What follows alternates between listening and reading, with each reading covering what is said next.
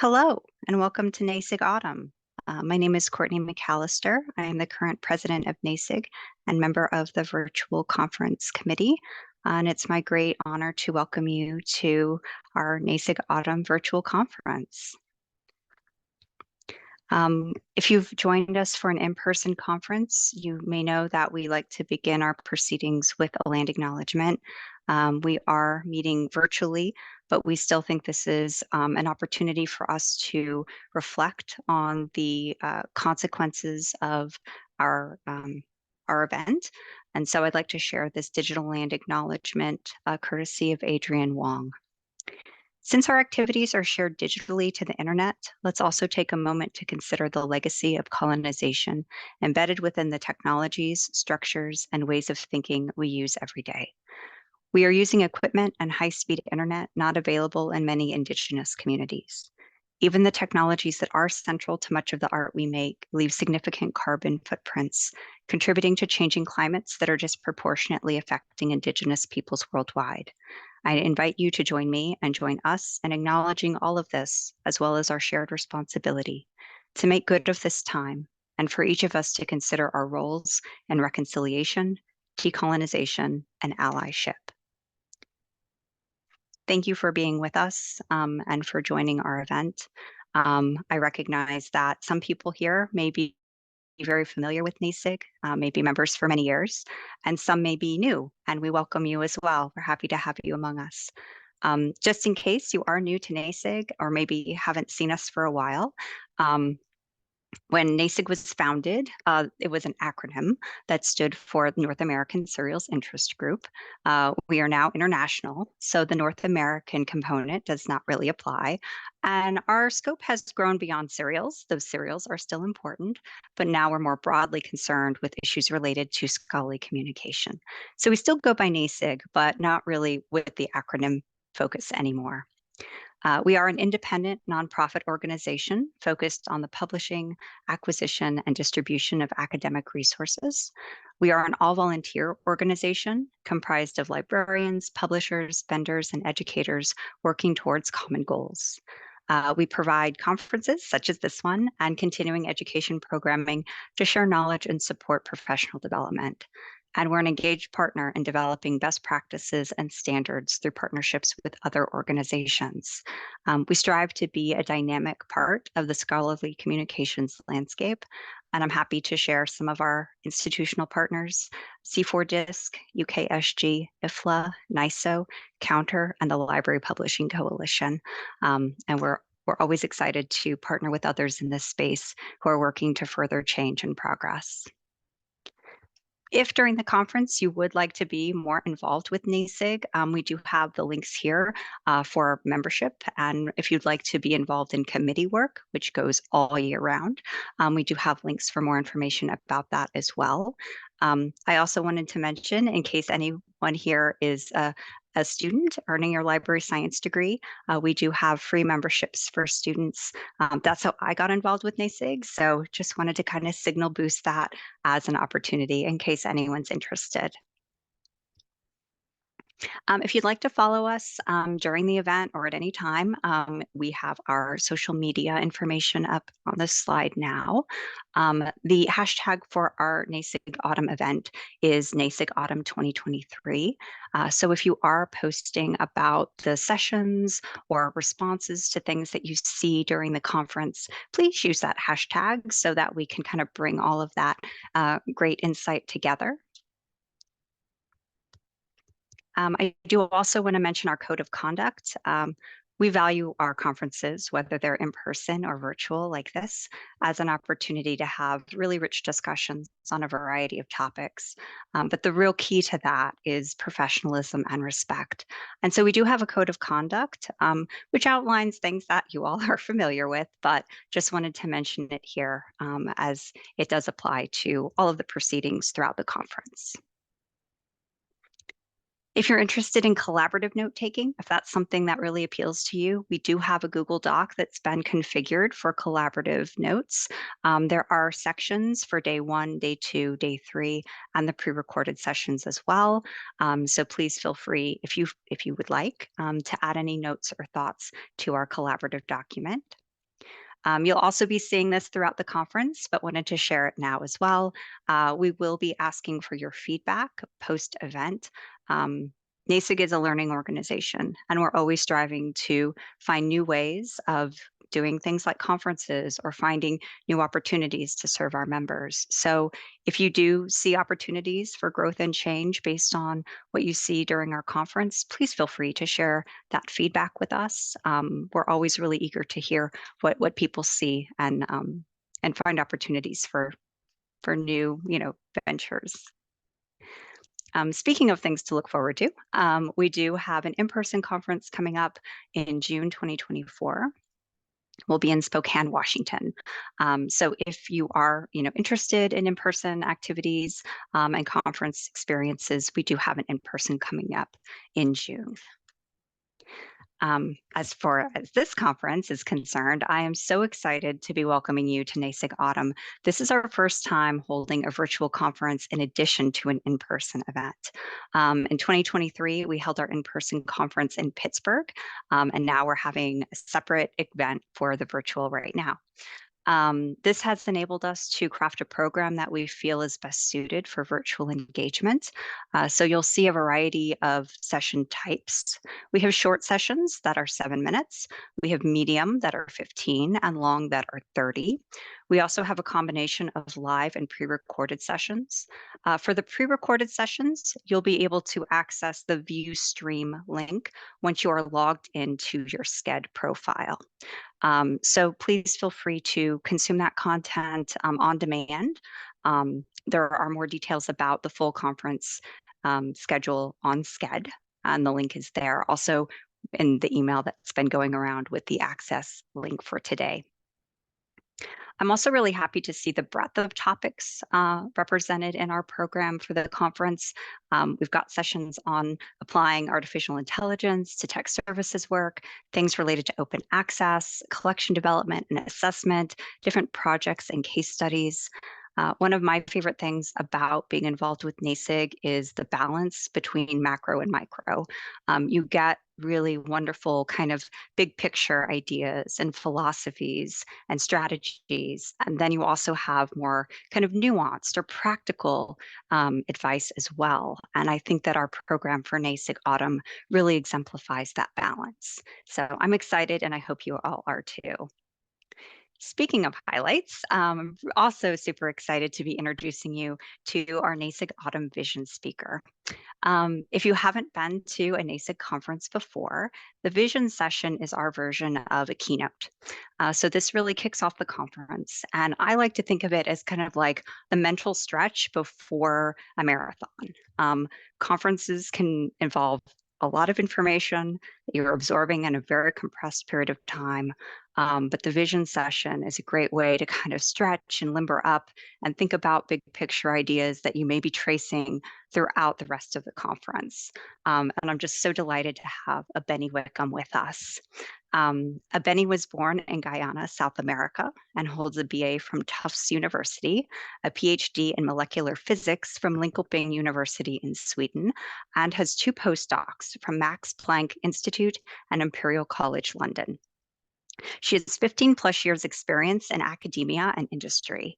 Now, as the founder and CEO of SciFree, she is building teams and software with a mission to make highly vetted, peer-reviewed research open to the public for free through empowering the university libraries brand.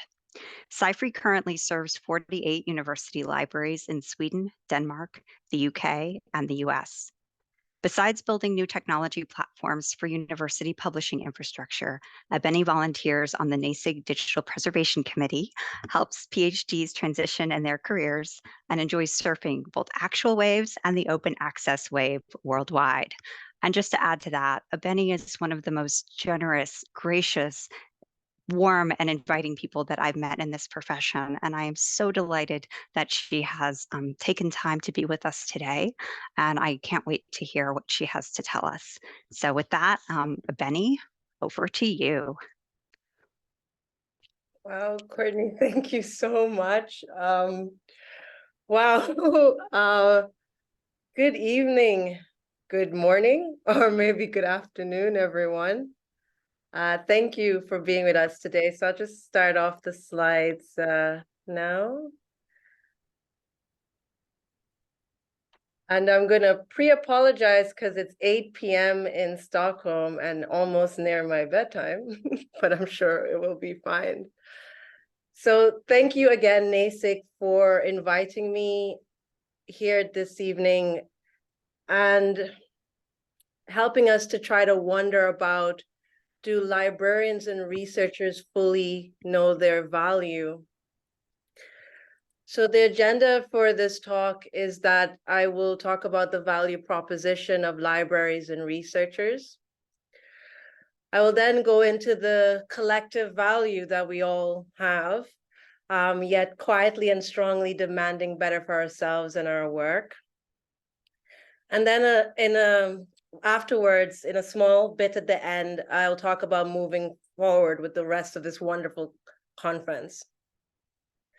What I'll try to do in this talk is to speak on these notions from personal experience as to how and why I got to stand here in front of all of you, which I'm really, really grateful for. But before we do that, as Courtney mentioned, I wanted to take a moment for us to just land. And if you would permit me, where you are sitting or standing, however you can, if you could please take a moment and close your eyes and let's breathe together. So if we close our eyes and sit up straight and check in on our feet and plant them if you can. And let's breathe in for 2, 3, 4. Hold, 2, 3, 4. And breathe out, 2, 3, 4. And let's do that one more time. Breathe a big breath in, fill your upper lungs, lower lungs, belly, 2, 3, 4. And then hold it, 2, 3, 4. And then let it all out, 2, 3, 4. And in your own time, you can open your eyes or come back here with us. And I'd like to believe now we've landed and we're all here. So just following on Courtney's, the stretch, getting ready for the marathon. Always good to breathe. So I'll start with the value proposition of libraries and researchers, but it's a personal notion from me. As Courtney mentioned, I was born in Guyana, South America. And then when I was 13, around 2001, so this was maybe just the starting of September 2001, we moved to New York City. And my first day of going to class, I was walking up the hill and I saw a long line of cop cars. And as I walked into the gates and got into the high school, there was metal detectors. I immediately turned back around and got on a payphone and called my aunts in Guyana and said, I don't want to be here. I can't be here. This is not where I'm supposed to be. Because in Guyana at that time, I was going to a high school where we wore uniforms, where we had house competitions like Hogwarts, Harry Potter, where we had to walk in single file.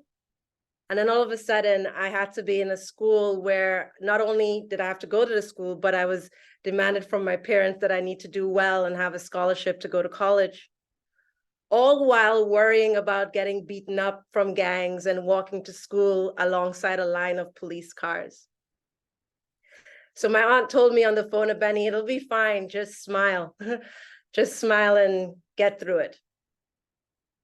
After my second year there was a course called Intro to Advanced Research, where you got to think of a topic and look for the papers about the topic in research. And here you see me presenting that topic, which was the introduction of telomerase in tissue engineering or tissue transplantation. When I was looking for the papers for this, of course, I didn't have access, But I got to email the professor, and then he emailed me the papers and we started talking. Now, mind you, I'm like 16 at the time. So then us at the school, we got to go to the New York City Science Fair and present in the proposal topic. And my proposal did very, very well, to the point that after that, we came back to that same high school with the metal detectors, and we made a little mini conference where then the lead of Merck was there, the pharmaceutical agency, where he got to see a few of us present. So it was my first introduction to a conference, to a little scholarly conference. And that was the first time I saw how access to research could give me more hope and more value than I ever understood. Now, my parents are Caribbean, so you only had a few options to be a doctor, lawyer, and et al. But I decided against their better judgment that I was going to be a researcher because I learned so much. I had so much fun. So this is where the first time in my life, I mean, going from the national to the libraries at school, the libraries in New York City, which are grand and wonderful, that I got to see that access to content is valuable to every person in the world. For me, that access to that paper was what ignited the fire to become a researcher, which got me to write more things and do more things and eventually get a scholarship to Tufts. Eventually go to do my master's at UCL and then to Linköping and so on. It all started there from access to that information. So then moving on to our collective value as researchers and libraries. It wasn't until, obviously I'm skipping a lot of stuff. I ended up, in my last postdoc, I ended up worrying about my only value being a published paper when I was seeing all the work researchers were doing, teaching, that they were doing impactful stuff in the wider community, but our only value was a published paper. And that didn't sit well with me. So I ended up leaving academia, and fast forward, I ended up coming back to Sweden and starting the company. And what ended up happening, I started the company in November 2018, but by January 2019 or so, we got a grant. And then someone told me, it's like, oh, you're a startup founder, now you should start pitching to investors and things like that so you could get more funding. And then we became a company because the Vinnova, the Swedish innovation agency that gave grants, gave only grants to companies. And all of a sudden I had to go to investors. At the same time, we were having customers and things like that. But I started realizing I was getting a lot of no's. There were over 200, to be fair. And I started wondering why that was, because, okay, yeah, maybe I'm a researcher and I don't understand that language. But then an American investor said to me in front of 30 odd people that I didn't know, he stopped me from pitching and said, let me be straight with you. You're not going to get funding. You're not going to get investment. And I was like, okay. And he's like, the data is quite clear. As a Black woman, you're the least likely, I think it's 0.35% to get access to any capital. And I remember standing there in front of like 30 people, and most of them who had met me thought that the idea was great, and they were researchers themselves or had to do something with research. And I remember they're holding in all the tears I could possibly muster. And then he continued. He said, but when you do find investors, there won't be nonsensical investors. There will be people who truly believe in you and truly believe in your work. I remember sitting there in that moment. At the same time, our reality at Sci-Free was that all of a sudden the libraries and the researchers were engaging towards 100% open access.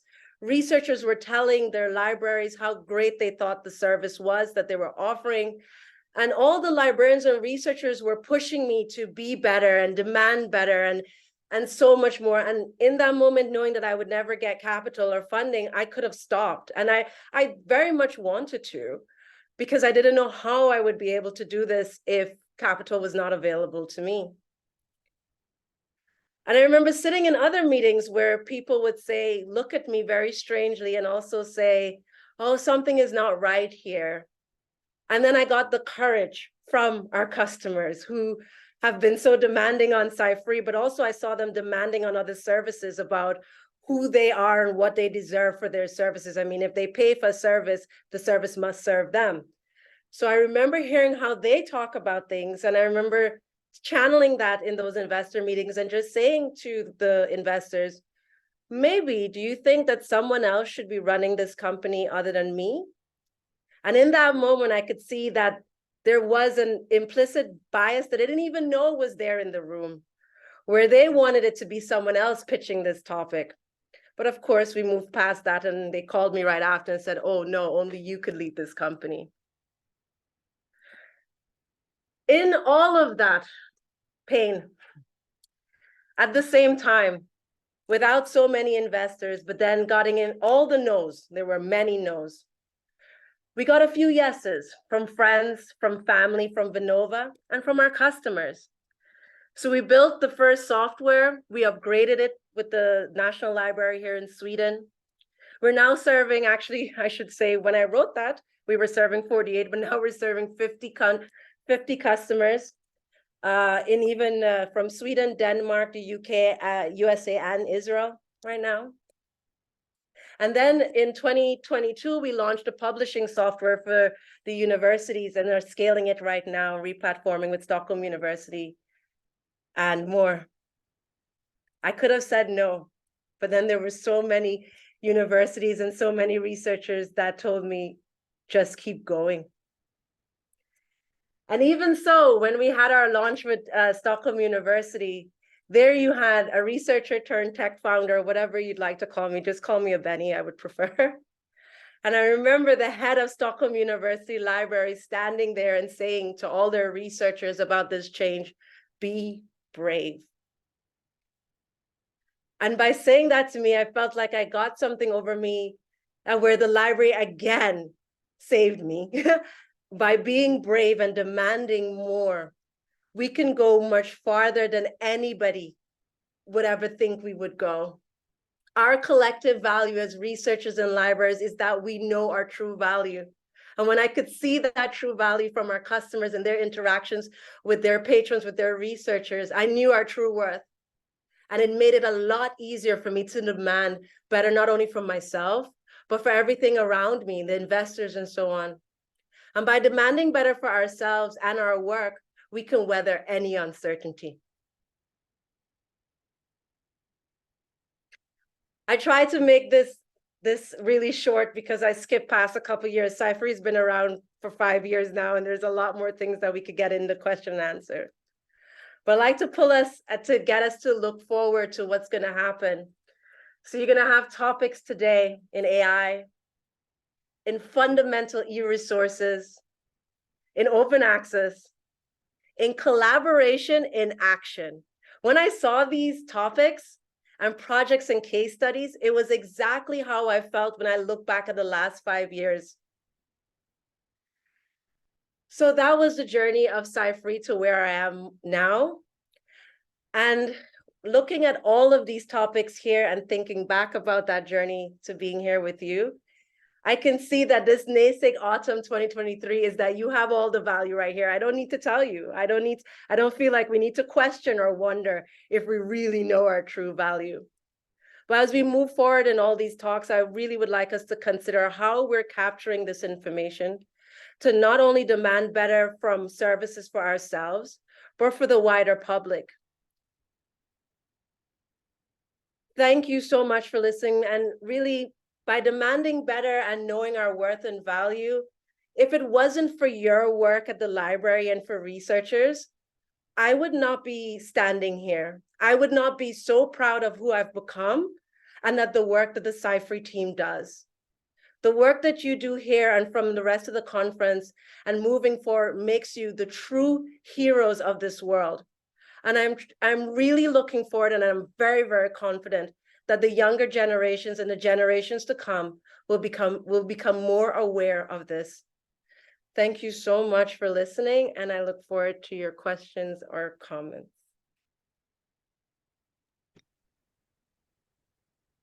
Thank you so much, Aveni. Um, if anyone has comments or questions, please feel free to use either the chat or the Q&A feature of Zoom. We're keeping an eye on both. Um, while you reflect and craft your questions, I do have one just to get us started. Benny, I love hearing you talk about advocacy and how we can advocate for ourselves. Um, as a librarian, just speaking for myself, that has been a struggle at times because it feels like a lot of the work we do is kind of behind the scenes. It's almost like our success is when nobody notices because things work so smoothly. And I wonder if you have any, kind of insights or guidance or tips and tricks, anything that might help us think about how to kind of, look behind the curtain, so to speak, with that self-advocacy. Yeah, I think from in our work, when we launched a journal search tool, and then I was in a conference with researchers, they didn't know that the libraries were paying so much money for open access publishing. So through the tool, they started sending messages through me, but also to the library saying, "Oh my goodness, I didn't know you were doing all this work. Thank you so much." But what we started asking the libraries to do is have coffee with the researchers, just have a little fika with them and engage, because what we saw when I was first doing research about how to build services and things like that is that the researchers think that they're doing so much work and it's a lot of stuff, and then they think that the library is doing a lot of work and might be opposing, but really our workflows are not very good for us, and we seem to be fighting with each other when really we all want the same thing. So by having coffee time, I mean, in our last conversation, in the last meeting we had at Stockholm University, the head of the library came to a department with us, and they got to ask him questions and engage with him. And they think he's the greatest hero because he's sitting there with them. He's saying, "Look, I am with you." And I really think that little fika time, just to hear what they're going through, for them to know what you are going through, even if it's one researcher or anything else like that, you might be amazed how that conversation will actually spark so many other things to happen. So I would say the first thing is to, and plus researchers love free food and coffee, by the way. So the first thing I would say is just meet with them, sit down with them, have them, you listen to them and them listen to you so that it can really understand. And it will grow. It will have a network effect. It will grow. That's great advice. I took a lot of notes. Thank you very much for those insights. We have a question in the Q&A from Deborah. Some faculty researchers seem to be threatened by open data and are reluctant to share their data, even when required by funders and journals. Let me try that again. As a researcher, how would you make these folks more comfortable in an open environment? How can we as librarians assist with this? Yeah. I um I think I don't have more than 100, but I have about 20 data points on this. A lot of the times, fear or uncomfort is uncertainty or not having the workflows to help you do the thing. And it's just that it's a lot of work for the researcher. And at the same, when they're writing that paper, they're also looking for grants and trying to find salaries just to keep the, to make ends meet. How researchers get paid and so on. What I think is important is that the libraries set up systems and the research groups set up systems that from the start, when you come in as a PhD, you already have a process of putting your data up. So for example, in our last research group, all our data, every time we had to present, we had to take pictures, and we already knew it had to be Arial font. It was already formatted from the moment you started as a PhD student or postdoc. And then this group was a particularly bigger group, but the libraries actually help with this with the data management. You have your box and things like that they just teach you, okay, start putting that up there. And what was important is that we would submit a paper or so on, so then the journal would have this full access to all the content. The difference there is that, yes, maybe we were afraid before, but when we got into that lab and there was a system and a structure of how to do it from the start, like when you start doing your experiments, putting the data up and everything else like that, not only was it good for us to get clear in the writing of the paper or doing our thesis, but then you didn't have this question about fair anymore.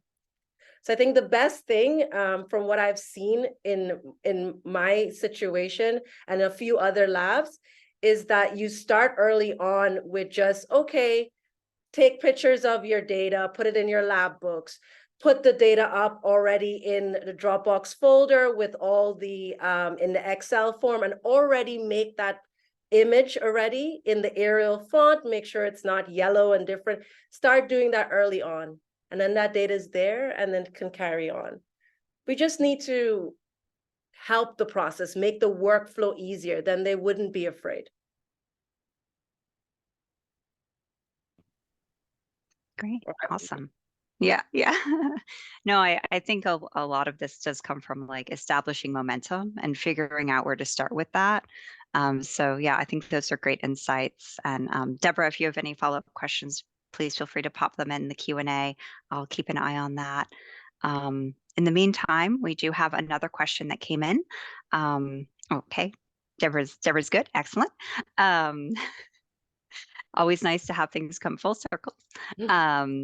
So our next question is, how can we protect against the shift to gold OA becoming just as unsustainable with publication charges or transformative agreements that cost even more than subscription costs? I'm not going to try to promote what Cypher is doing. So for instance, with our library publishing, there's no paying for publishing and no paying for access. We've automated some of the processes, so the library only pays for the service because there's much more, there's that. But if I could take a few steps back, what I've been watching the last couple of years is that as librarians, they're working in silos. And I've seen in Sweden, they've been very open to say, get in touch with us and look at all our mistakes. Don't make the same mistakes we've made. And they're very open about all the mistakes that they've made. I think it's important that we realize that we all want the same thing. And maybe the process is not ideal for us right now, but what we can do is learn from those who did it. And they were very openly say, don't do it this way. The other thing, what I'm noticing in Sweden and in the Nordics, because we've had a few years and they will rightly say this is unsustainable, and they're looking towards beyond transformative agreements. I believe in the next couple of weeks, they will publish their collective. They had a working group with all the higher educations looking at what would be beyond transformative agreement. And what they said is that they needed to test models. They needed to test, this is where the being brave was. We needed to find something else other than what was available right now. There are other things. And one of the things was testing with us. And, you have the Open Research Europe and things like that. What I see with our customers from day one, when I came in 4 years ago, was they were so harsh with me about sustainable business model, them and our board members and everything like that, that not only did I have to test it, but I had to show them 10 years advance, what is this going to mean from them? You can do that for the next set of services too. So just to bring that in full circle, don't do this alone. Look at what Sweden, and they will get in touch with the National Library if you want. If I'll put you right in touch with the librarians, and they will gladly tell you don't make certain mistakes. They will tell you how their budgets went and how they sorted out their budgets for it. And then also start looking to test and push different business models and look at how 20, 30 years, how this is going to go. And I'm really sure that it will be uncertain and there will be problems, but librarians, you guys are so well suited to test sustainability of business models because you know what was bad before, that you have the ability to demand better and get better. So yeah, that's how I look at it. And I hope that was helpful. That's great. Yeah, I'll keep an eye on the Q&A just in case there's a follow-up question related to that.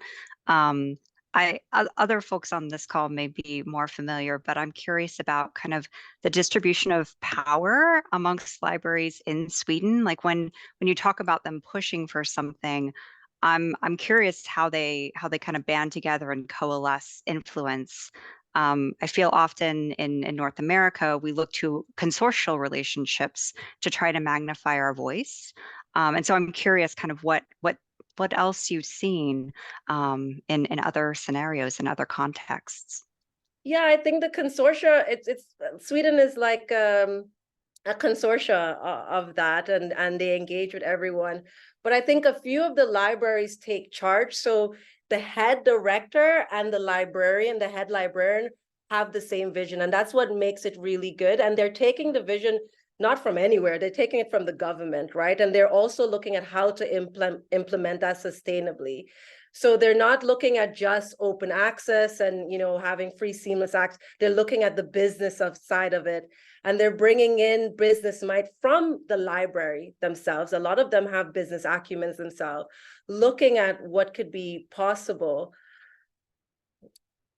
I am not sure if, I know in America it's very individual and, you fight your fight and things like that. What I see here in Sweden is that you have to be open. You have to be transparent. Everything is very, very transparent. So that ideal already has been set in stone that we must be open to our public. But I think in America, in the wider context, we've seen what being closed from academia means. It means that blog posts and a bunch of other things are flourishing, and our content, we know the truth, we can't get it out. So I believe if the consortia themselves start coming together and meeting once a year, making a working group, you start realizing you all want the same thing. And a few of the main libraries will not only drive, but they will also, I believe, I've seen this in action. A lot of the libraries, when they make decisions, they always think of all the other librarians and so on, just like you asked me, Courtney. So if we can come together that way, all the consortia, I think that's happening with the Big Ten and a few others coming together. But I do believe that having this structure from knowing that, we are valuable, open access, the content is very valuable, we must get there, and having this collective goal helps a lot in that way. Awesome. Thank you so much. I would say, please get in touch with the librarians here to let them tell you what they really think. We'll flood their inboxes. We have two more questions in the chat, I'm happy to say. The first one's from Matt Pearson. After the initial fear of attending a rough NYC high school, in the end, what role did that experience play in your life? Made me resourceful. My undergrad professor saw me the other day. We hadn't seen each other for years, and he's like, "You're always so resourceful." I was like, "I had to be." Like, when you were going to school and faced with, it's the first time I ever heard of gangs, that wasn't like, so I ended up like tutoring them so I wouldn't get beat up, for example, and also that helped me learn too, and get better at my own knowledge or so on. So at the time, I didn't realize, I wasn't that afraid. I didn't really realize what was happening. Is only now that I'm older and I tell people about it, and they're like, "Benny, that's crazy." Especially when you're in Sweden, they're like, "What?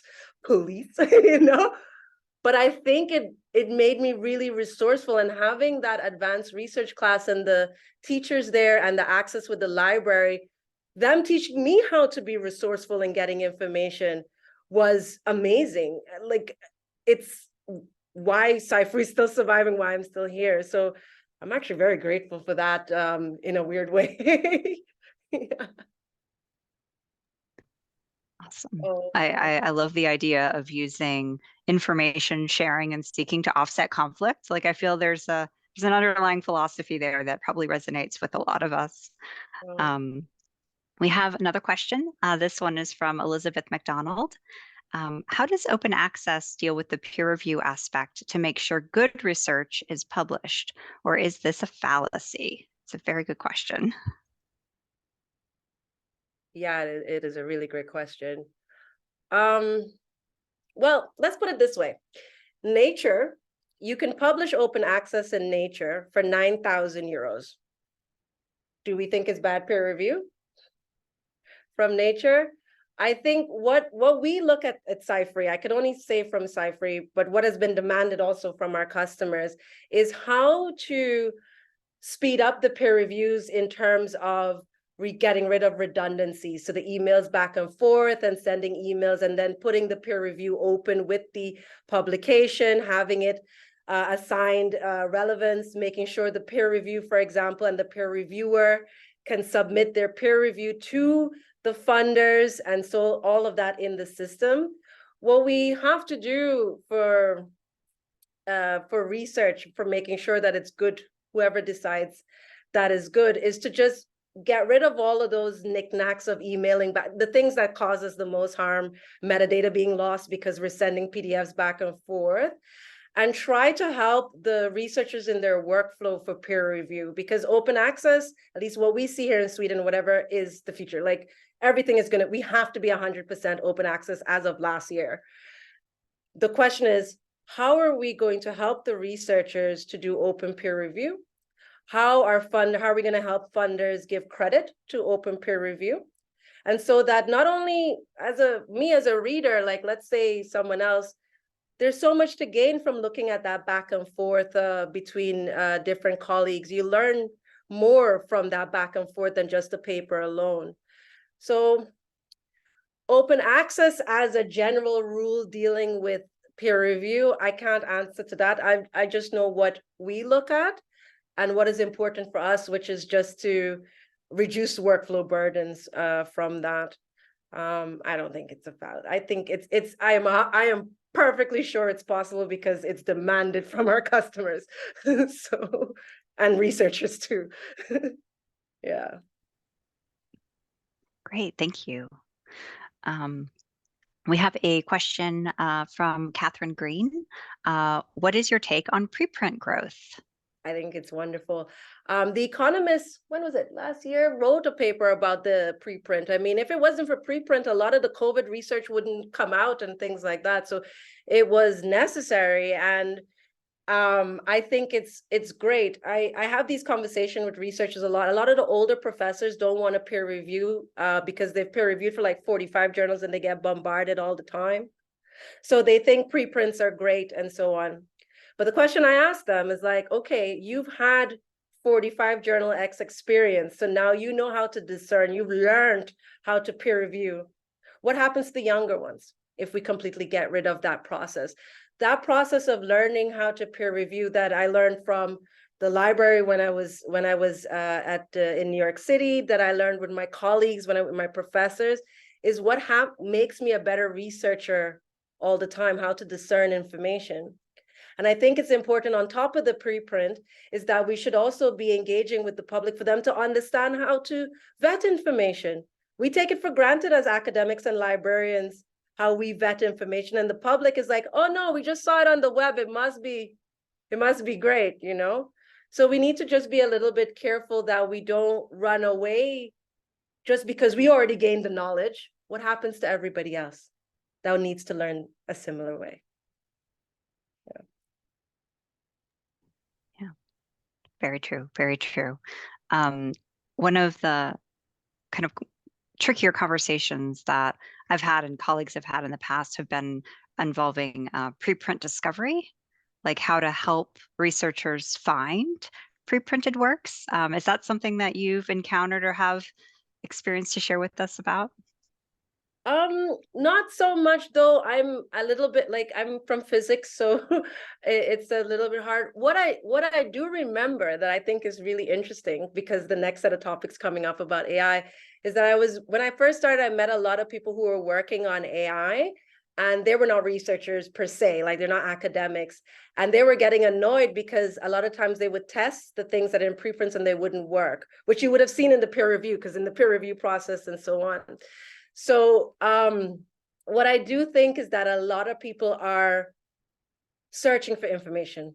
They're searching for well-vetted information, just like, as you mentioned, searching for preprints and so on. And the only people and the only brand that people will trust and know, because your charge is that with categorizing and so on, is the university library. And we've so many, how many? 20,000 libraries around the world or even more? Could you imagine if we were the ones, the main point of interaction for content for the rest of the world? I think the future is really bright there. Definitely a compelling vision for sure. We have another question from Elizabeth McDonald. Oh, yeah. Um, what do you see as the issues with indexing and finding open access preprint materials? So kind of tied to discovery, but in a better, more focused way. I don't really know how to answer that question, Elizabeth, to be fair, but I don't know why I thought of when we had the journal search tool first, it was just a regular fluffy search, let's say, or so on, full text search. And I remember University of Chicago was telling us about Boolean operators and being able to search better. And we re-platformed to allow for that. And then I started talking with Stockholm University, and they were talking about discovery and how to search well and how the librarians talk about how to search. So then I said, okay, if Cyphery is going to be offering a service for many different people, let's make the search like how you tell researchers how to search. And let's make sure that we're pulling from like Doage and everything else like that, but give them the opportunity to learn how to search better. Now, in terms of indexing, that's usually an organizational thing of how they're interacting with the director of open access journals, where you're putting preprints, maybe they're in core or some other repository that most people don't know at. Really and truly, they're probably green and they're open usually, but really and truly is that for a person, if it takes more than 3 clicks to find it. So the question I always ask our librarians is like, when they're telling me about other things, I was like, no, that's more than 2 clicks. No, and then we talk about how to search and so on. So there's also this, I know we don't want to be in the Google age and how we think about that, but that's what people are doing. So we need to meet them there and make sure they have the access to the content right away from our repositories. But that's the collective consortia action that I know that will happen through here. Great, I did not thank you. answer that question right, but it's okay. No, I think it's definitely valuable perspective and thinking about like how something like search engine optimization could factor into this. And yeah, thanks, Elizabeth. Great. So we do have a few moments left. If anyone has a question that you've been holding on to, now is your moment. I have a question. Is ever anyone coming to visit me in Sweden? No, I mean, not anyone. No, sorry. Yeah. Fair. Yes. Willa. Yeah, Willa actually is. Yeah, that's true. Oh, good for you, Willa. That's awesome. Uh, for those who may be newer to our organization and our conference, Willa Tavernier is our secretary for NASIG, and she's wonderful and amazing. I try to avoid like the inside references whenever possible. So a little explanation. Yeah. Alrighty. Oh, Steve. stamp collecting. That is a good draw for Sweden. Yeah. Please come back, Steve. And just shameless plug, please join the NASIG Digital Preservation Committee. We have a lot of things coming up soon, and there are a lot of great people on that and many other committees in NASIG. So I thank you, NASIG. Thank you for everything you do and everyone here. Thank you so much, Benny. It's been a Oh, real wait. delight. Oh, sorry. A raised hand. Jennifer Sauer, did you have a question? Are you coming to Sweden? Yeah. Or both. They're not mutually exclusive. Oh,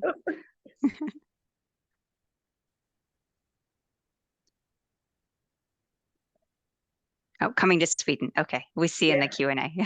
Great. Excellent. All right. Well, thank you so much, Benny. Thank you also to our attendees today, for those who asked questions and pondered the conversation. Really appreciative of this wonderful kickoff to NASIG Autumn. We will have a break, and the conference will resume at 3 p.m. Eastern Time. But thank you so much to everyone.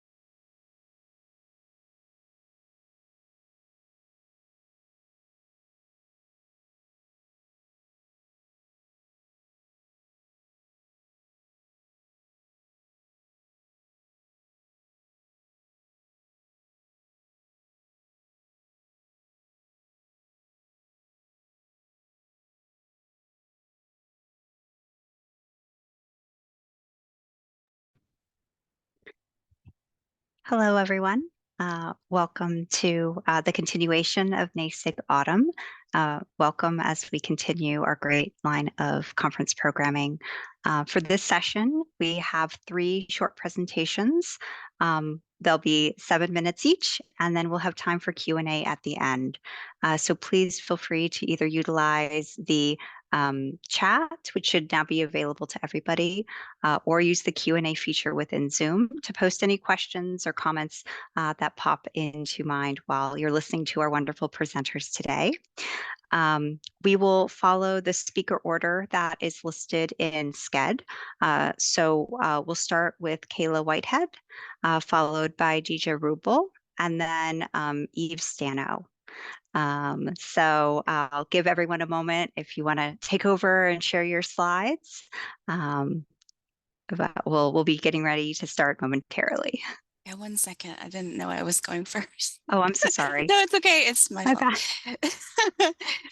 All right. Okay. Perfect. Right. I see your slides. Excellent. They're Okay. beautiful. So, good afternoon. My name is Kayla Whitehead, and I'm the Electronic Resources Acquisitions Librarian at the University of North Florida. And today I'm going to be talking about challenges that e-resources workers are facing and how I think e-resources focused peer mentoring could help them. So, okay. I didn't want to just read my abstract to you, but a brief overview. The increase in acquisitions of e-resources is placing more demand on e-resources workers. The work is becoming more technical, more complex, is constantly changing. Increasingly, e-resources workers look to each other for guidance. So I'm saying we're kind of already doing peer mentoring, and we tend to split people up into categories like professional, paraprofessional, faculty, and staff. But I think the work becoming more difficult is closing that gap. And so there is an opportunity here for mentoring programs specifically geared for e-resources folks to help them manage the work and to help them manage the challenges they're facing, such as burnout. So let's just get right into kind of sort of the background. I didn't want to dig into the data too much for this presentation, but e-resources make up an increasing percentage of an academic library's collection budget. I'm seeing a shift towards a demand for databases rather than individual journals, and these products are more expensive. We're getting more and more streaming requests, and these models can be tricky to set up and even difficult to set up technically, depending on what you're getting. And I could have done a whole different case study on just these databases that have a lot of data sets in them, right? So recently I think it took us about a year actually to do the licensing for a group of databases that the business school wanted for us. So it's taking up more and more of our time. It's more and more difficult, and it's more and more expensive. And staffing has not kept up with demand. So I'll talk a little bit more about the realities of staffing. So there's more to do. The work is increasingly complex, and you need a full staff. So I've worked at medium to large size state universities, and I really think that you need about 4 people dedicated to the e-resources lifecycle, and I've rarely seen that consistently. And we continue to depend on workers we deem paraprofessional to perform increasingly complex and technical work. So there's been some scholarship on this already, basically saying that the lines are blurring between professional and paraprofessional. We're asking people to do more and more complicated tasks that we would normally give to people you deem as professional. And they're not getting paid appropriately or getting the appropriate recognition for it. So I think this is causing burnout and frequent turnover realities, as is the the gap in pay. You'll notice my scholarship is kind of old too. So we identified this problem 10, 15 years ago, and we're still sort of struggling with it. So that's been interesting to me. So we're already doing peer mentoring is basically what I'm saying. There are many people in our field who possess an MLS but have or they don't possess MLS, but have professional level experience, and they're reaching out to each other for guidance. And you see that at NASIG, you see that on listservs. So what I'm saying is there is an opportunity for increased peer mentoring programs specifically for e-resources workers, to continue to they can continue to seek guidance for each other. Let's see. So I wanted to talk a little bit about my personal experience with peer mentoring. When I was at a smaller institution and I was the only person doing e-resources work, I joined a program called Pimento, and it was for mid-career library workers. And I feel like their use of library workers was very intentional. They wanted to include everyone, whether they were faculty or staff, professional, paraprofessional, librarians, what have you. So I met a lot of people who were experiencing the same challenges as me. I felt like it made me feel less alone. I had people to go to talk to about just the challenges I was facing. And so I feel like, peer mentoring programs could help other people in this same way. It really was kind of a joyful thing that I experienced. So future and final thoughts. So we as a library community have somewhat rigid notions of who is and who isn't a professional. We could question those notions as we continue, as our profession is changing, whether we like it or not. And we could design more peer mentoring programs to address those changes. So we have to deal with the burnout. We have to pay people appropriately for the work that they're doing. And I will share my slides because I do have a bibliography if you're interested in more reading. I will stop sharing now. Wonderful. Thank you so much. That gives us a lot to think of in a tight 7 minutes. Great job, Kayla. Please feel free to type your questions or thoughts or responses either in chat or Q&A. And as I said, we'll have time for that at the end. Next up, we have Deja Rubel. Would you like to share any slides that you'd like to accompany your presentation? Yep, I'm going to do that now. I'm just trying to figure out the joys of handoffs. Perfect. Thank you. Yeah, and I also have a bunch of slide notes. I was planning on being at work today, but plans change. All right, and I got to get all of your little heads smaller so I can see what I'm doing. Okay. Hi, I am Deja Rubel. Thank you all for agreeing to give me a mini platform to talk about what I think we're all looking at, which is systems librarian scarcity in the post-pandemic labor market, aka right now. I am the Metadata and Electronic Resources Management Librarian at Ferris State University. These opinions are going to be sort of broad generalizations because it's 7 minutes. And they also do not, especially in the case of talking about pay transparency and inequities, reflect any opinion of my employer. They're solely my own. So how exactly did we get to where we are now? A lot of this, at least with the pandemic side of it, you can look at the Great Retirement happening and being exacerbated by that. But earlier, before the pandemic hit, because nobody could predict that, we were also going, at least in my case, through some retirements based on the fact that many of us were doing massive system migrations. So we lost our automation librarian because they didn't want to deal with that. And then there's also, like I said, the pandemic retirements. So without further ado, this is sort of the diagram I made to sort of depict what I think would be the current faculty labor pool.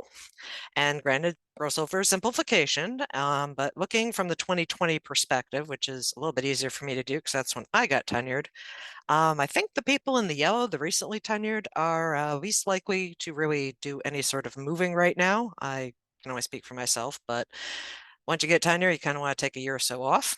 And the people in the early to tenure disrupted track should be more of a gradient, but imperfect diagrams. But those in the disrupted side tended to have their tenure clocks extended, sometimes for a year, sometimes longer. And depending on what happened, they either were tenured and are taking a break in that least recently tenured line, or they may have lost their jobs if they were failing the tenure process. The early tenure track, which I've circled, is where I think we would have the most ability to find systems librarians. And again, that would overlap the tenure disrupted. And it's only considered early tenure track relative to 2020. So again, if you're getting more people in the pipeline, they would appear and overlap Same with the recent graduates on the other end of the timeline. But the early tenure track ones may have fallen out of the job market entirely. Again, I have no stats. We're just talking how the heck this happened and how are we going to find a labor pool. But if they haven't completely dropped out of the job market, I think these people are the ones we should pitch towards. And what are we going to pitch them? Well, like it or lump it, we are still a capitalist society, and people still look at a position's value. I hope I didn't just sound. Sorry, my headset's been a little weird. Okay. All right, sorry. I was just checking that my PC just went back to, no, it's flipping back and forth. All right. Apologies for the technology. I have an old laptop. Okay. Like it or lump it, the pay is important, and it is sort of how we judge value and relative value, and it is still something that everyone is looking at. Whether or not you bury it down low in the job ad or not, it is still a pretty important factor, which is where I want to talk about pay inequities. As many of us are familiar, especially those of us in minority groups, not talking about pay is what leads to further pay inequities, especially in the corporate market. This is better in our market these days because at least we're posting ranges. However, I would like to argue the ranges, especially for a qualified systems person, are way, way, way too small. I've said this repeatedly here. For Ferris, we should be opening at $75,000 to $80,000 for salary. If you can't do that, which I know there's a lot of places that are going to say we can't do that because tight budgets and or the fact we don't necessarily control what the pay ranges are, go to option number 2, which is full remote work. Now, a lot of places are embracing hybrid work, which is great, and I totally love that. And I really appreciate that at least we're considering that for, most people. But we are seeing, at least at the faculty level, still requests for 2 days on site, which again makes sense if you're dealing with circulation, things like that. I've also seen ones that restrict it to you have to be in the same state. Now, I don't know the legal and tax reasons for that. I assume there is legal and tax reasons for that. But I would like to encourage employers to consider going to full remote tools and embracing rural and folks that don't want to move and relocate in order to be able to help out. If you have to hire someone who's younger into the market and you're concerned about productivity, because I think that's the other major reason that we are not doing more of full remote hiring.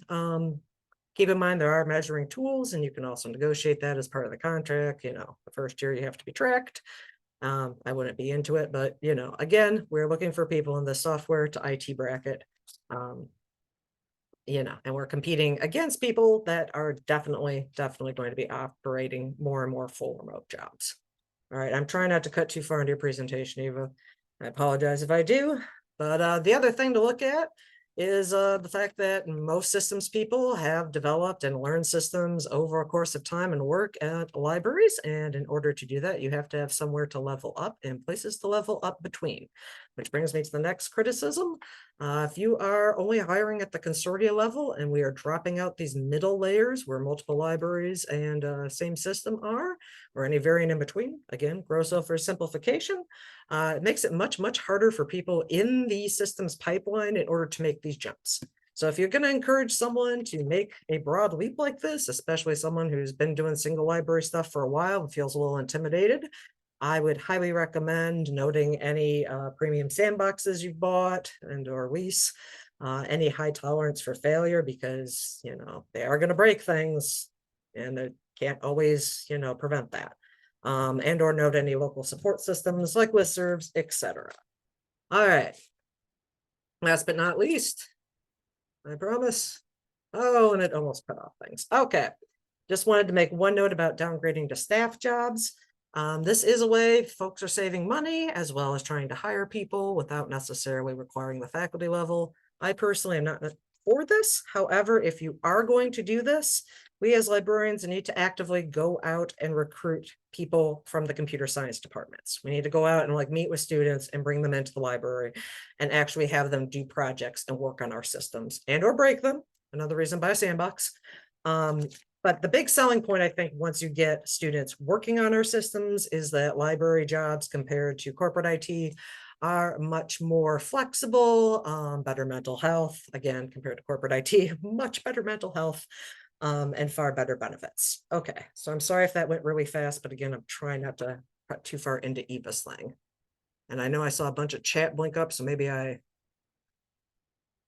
was totally unrecorded, but I will hand it off. With early tenure track, are you wanting a lot of experience? That is a good question. I was thinking early. Oh, Sorry, Deja. So We'll do Q&A for everyone at the end. So right. I'm sorry. you get a couple minutes to think on that one.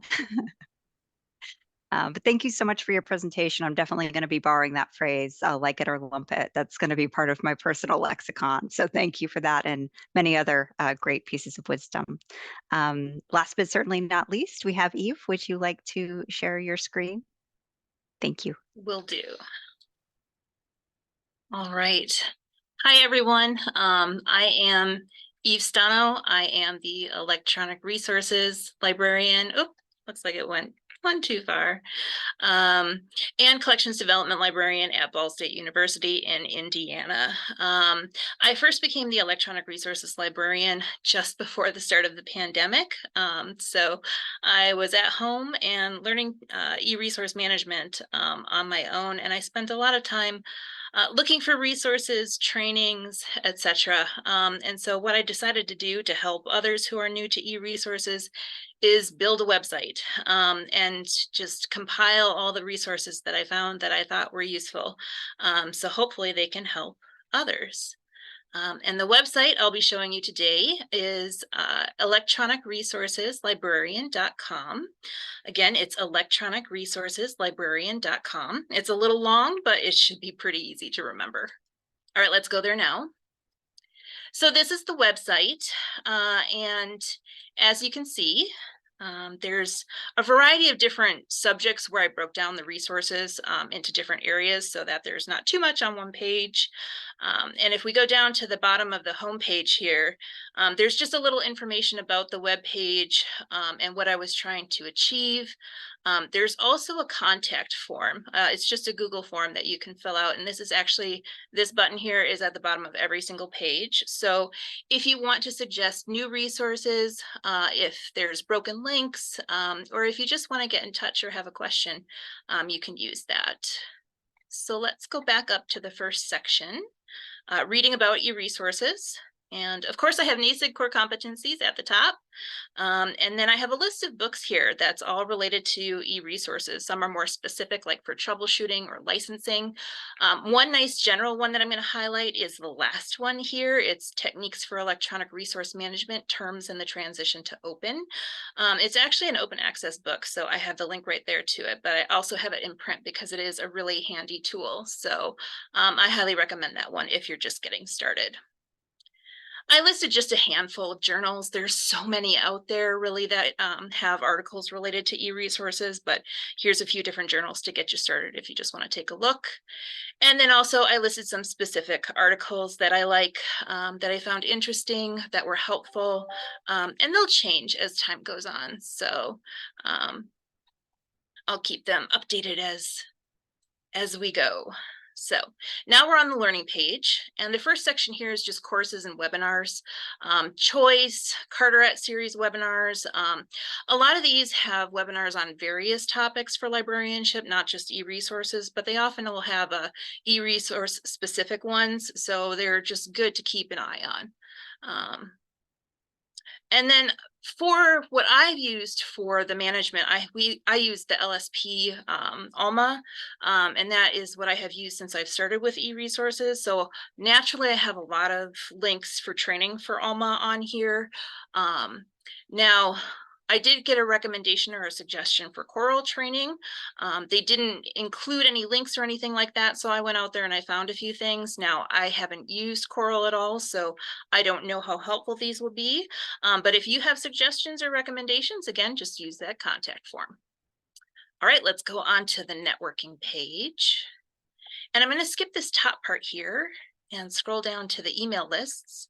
Arrow, of course, is the big one for electronic resources. If you do use Alma and the content lists, definitely get on those. LibStats and List e-resources, those email lists are more UK focused, just so you're aware. But the email lists are a great way to keep in contact with other e-resource librarians and support, because lots of times e-resource librarians can be often isolated at their own institution. Conferences. So of course, ERNL is focused specifically on electronic resources. Of course, NASIG, like we're here today. And the Charleston Conference, although that focuses on collection development, there's always good sessions on e-resources as well. And I definitely suggest, if you have a very limited professional development budget, check out any regional conferences, any unconferences, discussion panels, things like that. And oftentimes, even if you don't live in that particular regional area, they often are open to everyone. So you may want to take a look at that. Some other ways to network with other e-resource librarians and staff would be to work in smaller committees or working groups. It could be statewide, could be regional, could be on campus. There's also various mentorship and collaboration opportunities, and I've listed a few different ones here. And then you can also start your own mentoring circle, and there's a couple different articles on that. So talking about mentoring. Let's go back up to the top here. And what I've done here is I've created the e-resources colleague directory. Now, this can be for librarians or anybody who works with electronic resources. It doesn't have to be a librarian. And the survey here is just a Google form again, where you fill out who you are, where you work, the LSP, ERMS, ILS that you use for e-resource management, any kind of skills, special skills you have with e-resources that you might have. And then what that does, once you filled that out, you're in the directory, which is just an Excel spreadsheet. And it's a way for us to, for example, if you were worked in special libraries and you worked with e-resources and you worked on a specific ILS, you might be able to find somebody else. So if you had technical questions of what you're doing, and you found a couple other individuals who use the same system and are also in special libraries, that might be really useful for you when you're getting started, to have a couple people that you can talk to. So, all right, next up, evaluation and assessment. Again, just links for various things. I would highlight Library Accessibility Alliance e-resource testing site. They also have wonderful webinars. We'll move on to negotiation and licensing. And again, just various links. And you can take a look at those. And it's the same with the toolbox here. Just a glossary of different platforms, software, and so on for you.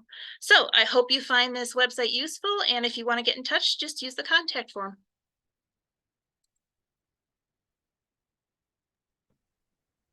That's fantastic. Thank you so much. I'm so happy that this is available. Well, let me try that again. I'm so excited I can't talk. I'm so glad that this is available for people. One of the challenges of e-resource work is that a lot of it is learned on the job. Even with a library degree, it covers just a little sliver of all of the topics you might encounter. And it's hard to kind of learn on the job sometimes without the guidance like you've compiled for people. So thank you so much. And thank you to all of our presenters. Thank you, Kayla and Deja as well. We're so happy to have you three here. We do have some questions that have come up in the chat, so I'll read those out. And if others have, thoughts that occur to them, or, you're kind of crafting the right articulation, now's your moment. So first is a comment from Susan Davis. Hi, Susan. E-resources have taken a majority of our budget for many years at this point. Print and monographs, including ebooks, still garner more attention within the library. So Kayla, I think that resonates a lot with what you were saying. If you want to comment, please feel free. Oh yeah, I agree. I think it's becoming more and more of a thing as the years go on. It's not going to get any better either. Yep. Thank you, Susan, for sharing that. Then we have a comment from Elizabeth. With early tenure track, are you wanting a lot of experience? Sounds like a question for Deja. And unfortunately, because I was just thinking about this has come up in a little bit with talking to the mentees because it's hard to say by position because it varies by institution. So early tenure track can be anything. Okay, so this is one of the things I'll go on a little side journey. I never realized what the difference between assistant and associate was, and part of it was just dyslexia, but associate's the higher one if you're new to academic hiring. So that's usually the one where you're trying to get promoted to. So you can come in as an assistant librarian, as faculty tenure track, and be straight out of library school for many jobs. Systems is a little bit trickier because you have to have more of a computer science background to just show like, I know how things are connected. And that was kind of the point I was trying to make, but ended up auctioneering myself a bit too fast, was that the closest thing to leveling up, if you have to level up someone in your org or do what we're doing at my org, distributed systems management, is to, I think, put it in the e-resource librarian stand because we're more likely to know how the systems talk to each other, says the person who is going to possibly break her IOL system soon. I don't know. We'll find out. I know nothing about interlibrary lending, but I am learning things. So hope that kind of answers that. I'm sorry, it does vary, and that's one of the things that the profession is getting better on. I've read a lot of job ads that are like, we welcome people who don't, have to check all the boxes because we realize lots of you are going to just walk away if you think that one of the boxes is blocking you off. So, and the other thing I want to emphasize again is like try to put in like, we have support networks, we have listservs, which I know is very old school. I was just talking to someone about that too, but we have like conferences, places to get together, especially if you're like me, again, living in a rural area and don't have anyone else in your building to talk to about these things. You're like, my stuff's bad, but I can't explain SSO to anyone else. Anyway. Yeah, the servers are very powerful still. And the good news about a group like NASIG is I'm sure there are plenty of folks here who can help you with ILL questions. As a former ILL librarian, I'm always eager to talk. And I know there are a lot of people on this call who would be happy to help out. Maybe we could jumpstart some peer mentoring, skills sharing and acquisition. So we can put some concepts into practice. All right, let's see what else we have in the chat. Thank you all for your answers so far. I apologize if I've been neglecting to offer thanks as we go. Stephanie Adams says, if you are in any of the 12 southeastern states from Virginia south as far as that's me, as far as Arkansas to the west, please feel free to join the Southeastern Library Association's Electronic Resources Roundtable, in addition to NASIG, of course. That's a great recommendation. I've heard wonderful things about that roundtable. Thanks for the recommendation, Stephanie. Let's see. We have a response to Susan and Kayla. Is it vital to have a working partner in the monograph print acquisition to toss issues back and forth? There's so much overlap at my library now. I cannot imagine being without them. We complement each other's knowledge sets and experience. I absolutely agree with that. I think e-resources work and acquisitions work, it's sort of almost combining itself. And it's very important to reach out to your colleagues and support each other.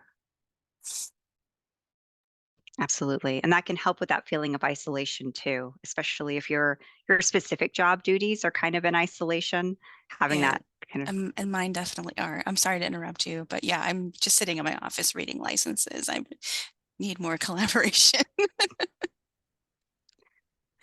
Yeah, a day reading license agreements, you definitely need some some dialogue to help balance that out. Yep. Sounds familiar. A question for Deja or Kayla is, do you have examples of successfully advocating for higher pay, if you feel comfortable sharing? A little bit, but you really have to redo job descriptions to kind of bump people up to that higher level. And that can be really difficult to do. I think HR is a little bit reluctant sometimes. I won't say they don't understand our work, but sometimes you really have to fight with them just to kind of get the to a higher level of pay. Yeah. I have one plus story, but it was my own personal hiring story, and it was something that my former boss was very proud of because I actually did manage to get like an extra month pay negotiated up.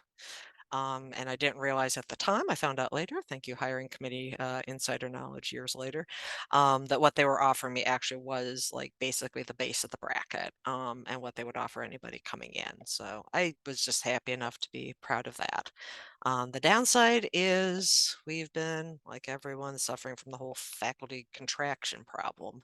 And we've been able to replace our two very lovely, well knowledgeable paraprofessionals. And that was one thing I was going to mention at the beginning. The joy of the great retirement is I lost everybody in tech services except the one person who's a little bit younger than I am, but has been working there since she was like in undergrad. So she's got the seniority, but she doesn't have the pay, which is lovely. And she's the only one without an MLS. So the other two that we replaced, we ended up replacing non-MLS people with MLS people, which I'm fine with. I understand the decision to want to work closer to home and things. But on the other hand, the fact that we're like not hiring faculty positions, I have an issue with. And we also had some issues, although I think part of it was our university not quite understanding that we need to word things that say assistant dean so that people realize that there's a person above them when you say something like library director of da da da da da da, da and then you get to discover that that's one of several units. Yeah, it seems like it's very different approach. And I'm like, yeah, I get that. I told you you guys were throwing maybe with the kitchen sink at that person. But yeah, it's tough. The staffing gaps depend on part of the country. Probably. That's why you need to actually do real hard research instead of just listening to me BS. Get involved in Yeah. shadow governments, yep. I know you're union like I do. I'm my union rep, and they're not real crazy about me because, as they keep saying to me, you're 12-monthers. No, no, no, no, no. You're only a tiny bit of percentage. No, no, no, no, no. And I'm like, yeah, still are on the picket line with you guys if you need us. Yeah, from a candidate's perspective, one thing that I found valuable is trying to figure out how my skills would map to a job posting outside of the industry and look at that salary and try to do kind of like skill mapping and bring that to the table. Not everyone is receptive to that, but librarians represent library staff. I should get away from that terminology. Library staff represent so much complex knowledge and skills. Like when you start to do the breakdown of everything that people do, it's really impressive. But I think that, sometimes it takes a comparative lens to really accentuate like, well, if you were going to have someone in a corporate office negotiate licenses, that would probably be their full job and you would pay them like you pay a legal professional, like it's hard to kind of make those connections, but sometimes it's one way to get more adequate compensation. If Um, you're looking for advice on how to pitch stuff, I know occasionally I have had people asking like, how exactly do I pitch a salary? If it's a public university, it sometimes takes some digging, but that information is public knowledge. I'll admit ours is a little strange because this is the first university I've seen it not by position title, but by actual name. So you can look up and find exactly what I make if you want to.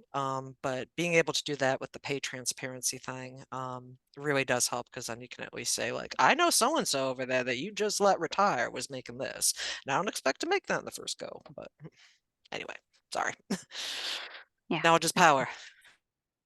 Yeah, I feel like we might need follow-up conversations on all of these topics because there's a lot more that we could explore and discuss. Unfortunately, for right now, we have reached the end of our time. We're going to have a brief break and we'll reconvene for our next round of sessions at 3:40 p.m. Eastern. But please join me in offering another round of gratitude and thanks to our wonderful presenters today. Thank you, Kayla, Deja, and Eve, for your great talks and all the things to ponder going forward. Food for thought.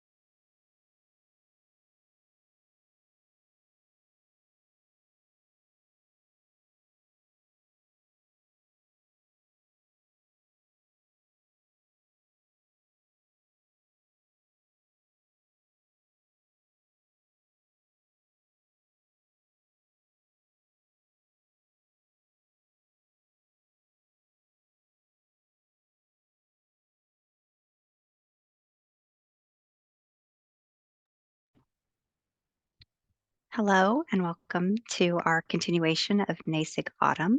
If you're just joining us, my name is Courtney McAllister. The session that we have coming up involves two medium sessions, which will be 15 minutes each in length, and then we'll have time for Q&A at the end. So as our presenters share their content, please feel free to pop any questions or thoughts in either the Zoom chat or the Q&A feature. So we have two wonderful sessions today. We have analyzing course descriptions for digital primary source collection development with Talon Wright and Rayla Tokars. And then we have learn about using AI resources for library instruction with Amy Dye Reeves. I'm really excited about both of these sessions. I will defer to our presenters. Do you have a preference for who would like to go first?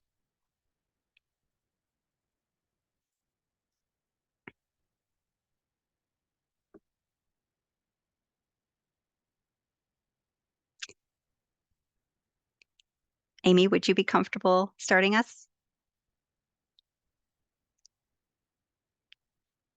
Sure. Yeah. Sorry. Absolutely. I'm trying to find the right button here. Yeah. I'm happy to go no first. Sorry. Excellent. I'll Thank go you so ahead and much. share my screen with you all today. So I'm going to go ahead and make sure that everybody's going to be able to see that.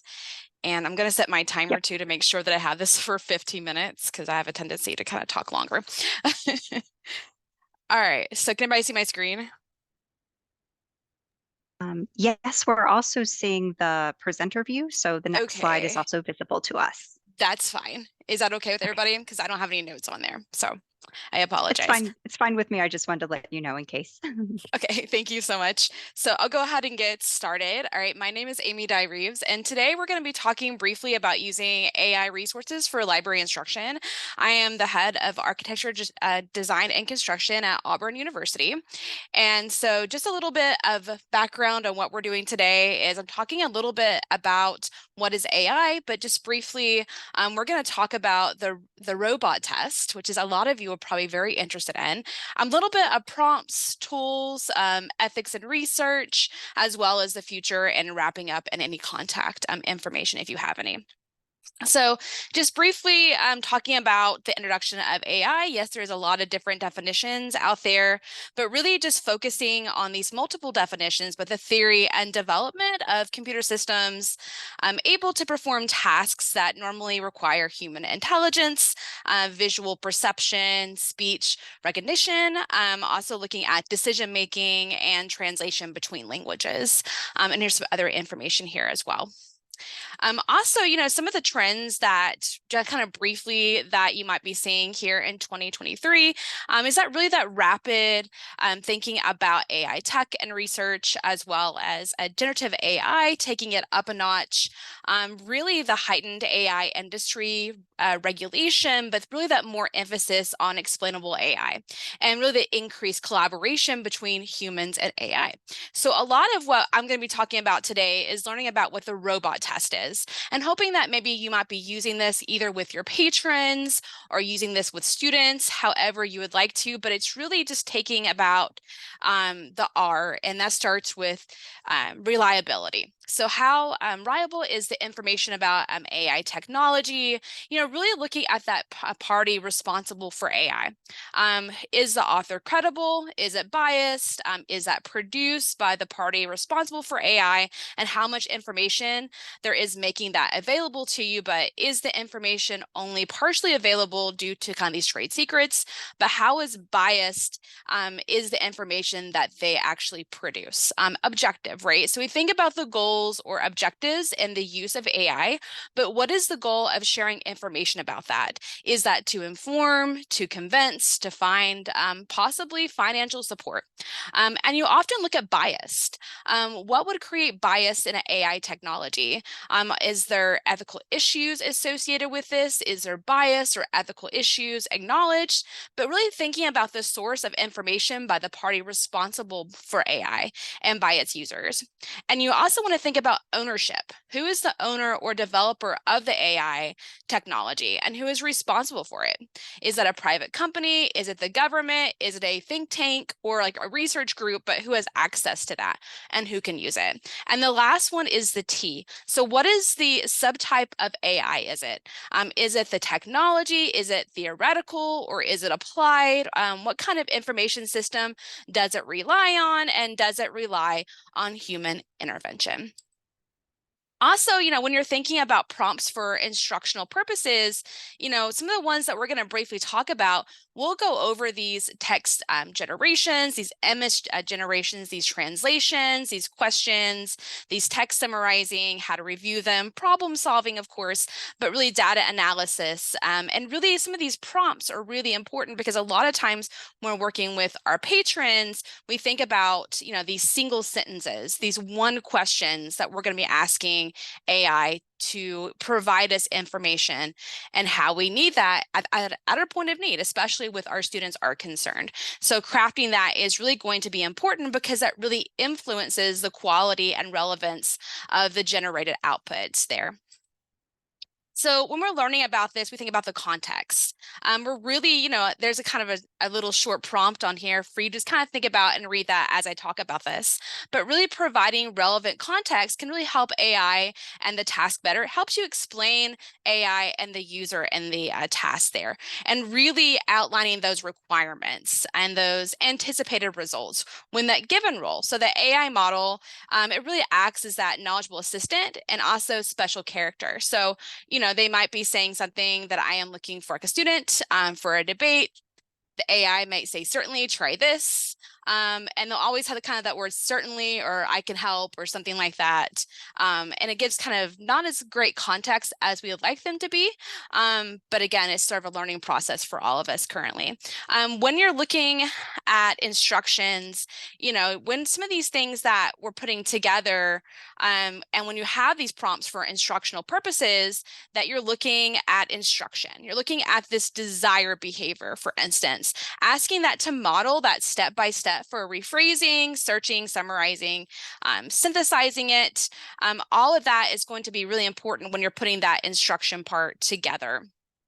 So the outcome indicators oftentimes is when you're directing the model, but to generate a response for a given style, tone, format, or even scenario. You also look at something that's testing and fine tuning and effectiveness. So really those prompts, oftentimes creation involves a lot of testing, refining prompts, effectiveness on prompt techniques, but as well as on the task language model, plugins, extensions, sources that are really employed, and engineering, a type of experiences there as well. So when we're going through these action prompts, we're really performing a specific tasks. And a lot of times I like to think about these GPT-based systems with the W prompt. So what, where, when, who, which, whose, why, and how. And all of that really comes into play when you're thinking about the common types of prompts that students and patrons are really putting into these search type of engines. Like we're going to look at ones that's like Bard, for example, Google Bard, and I'm going to show some of that information there. But when you're generating these responses, you're looking at a specific situation or even hypothetical scenarios. What does that look like? Here are some on the screen that maybe some people might be looking at to find information. Image, when you're looking for images, oftentimes that can be hard for students who are looking for, especially that GPT-based systems. That here's some links here. If you're looking at Microsoft Edge and being in chat, you talk about how is this credible? And seeing what those recommendations are, especially what it tells you right here on the screen, right in front of you. I'm trying to go through a lot at one time, but really prompts that pose multiple queries. Some of them do not like this at all, especially Bard is where you just want that one sentence and it'll give you some more information about it. So prompting these multiple queries sometimes can be very overwhelming for the system at large. But it does tell you a little more about what people might be asking, what that looks like. And so as you're looking for an expert examples, here's some prompts on a great website right in front of you that can kind of help you with some of those prompts and as you're thinking those through. In action, BARD is one in particular that I looked at. And as you're going into looking at Google BARD, it'll tell you the information. It'll give you a lot of disclaimers ahead of time, but this is one that is on the screen. BARD will not always be right, will always get it right. And it tells you some more information here and things to explore. But once you get out of that, it asks you, well, what is your mind, or, what's on your mind, or pick a suggestion. You understand, create, and explore.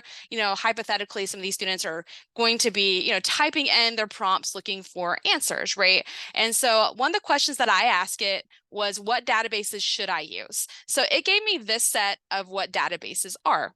And so that gave me just a little bit of information here. However, I didn't specify that I'm looking for research databases. So when I said that I'm looking for research databases, it got a little bit better with information literacy is concerned. So it gave me some more suggestions on what research databases should I use. Again, I'm trying to think about what maybe a freshman student might be encountering. And so here's some examples that it gave me. However, it tells me a little bit about when I put in what is information literacy. That was another one of the questions that I said. But also, thinking about where are the resources? Where are these coming from when they're automated for our students? Because you want to think about accuracy. You want to think about, is this a great resource for them to use? Is it credible, right? For example.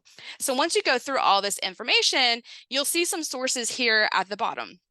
And those are some of the things you want to really think through with your students about where they're getting information from, and actually why did they choose these two sources over other sources. So it's a lot of questions that we have currently about AI usage, especially in instruction, and as well as working with our patrons one-on-one. So as you're kind of thinking this through, think about some of these prompts, these persuasive arguments that someone might have, and really using these quotation marks, or using, colon marks, or really hyphen marks as well in these short quotations, because sometimes people do put these quotes into the GPT systems trying to get, hey, there's this particular quote, where did it come from? Maybe right, maybe wrong. Again, we just kind of talked a little bit and kind of talk through those particular kind of issues there. But when you're dividing that complex concepts, you think about that into subset prompts. So, whether that you're asking for this complete history of the American Civil War, you would really want to consider creating separate paragraphs and prompts for different aspects of that. But really, looking at some of these similar, timelines, it may give us some great information. But again, it's just trying to think about how library instruction is really done currently, and how can we improve that on the chat GPT side of things, and especially within our patron population. When we're also looking at these common types of prompts used in these base systems, again, I was looking at BARD, I looked at Bing Chat, I looked at really a lot of different references to use.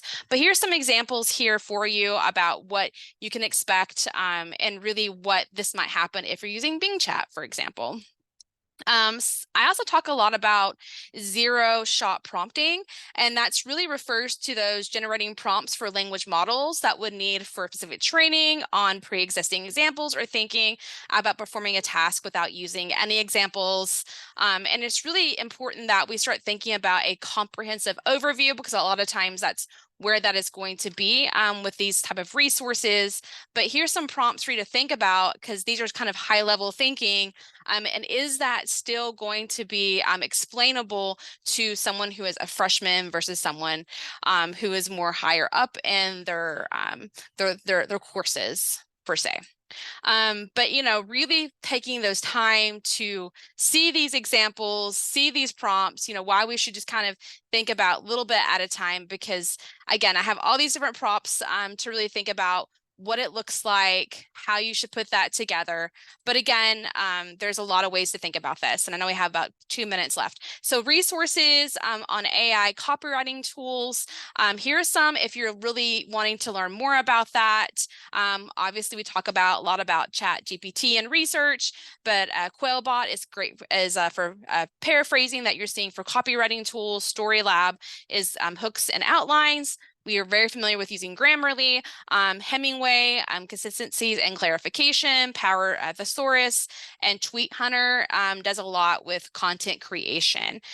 You may not be aware of AI text classifier. That is a fine-tuned GPT model that predicts how likely it is for the AI generated piece of text from a variety of sources. And so this classifier is a free tool to check for AI or AI generated text.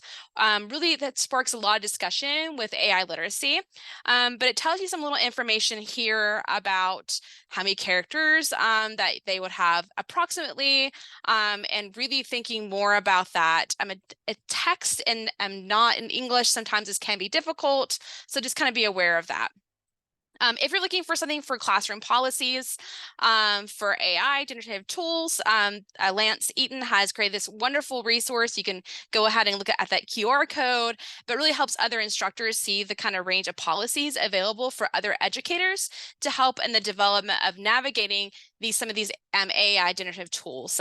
Chat GPT, Midjourney, DALL-E is some of the great examples of that. And if you're thinking about kind of that malicious use of Chat GPT, here's a website that really provides a lot of great information about these potential ways that could be negative, these disruptive cyber attacks, but really it does provide you some more information and kind of a short term, some short videos, but it does help you find from this particular group's findings and information there.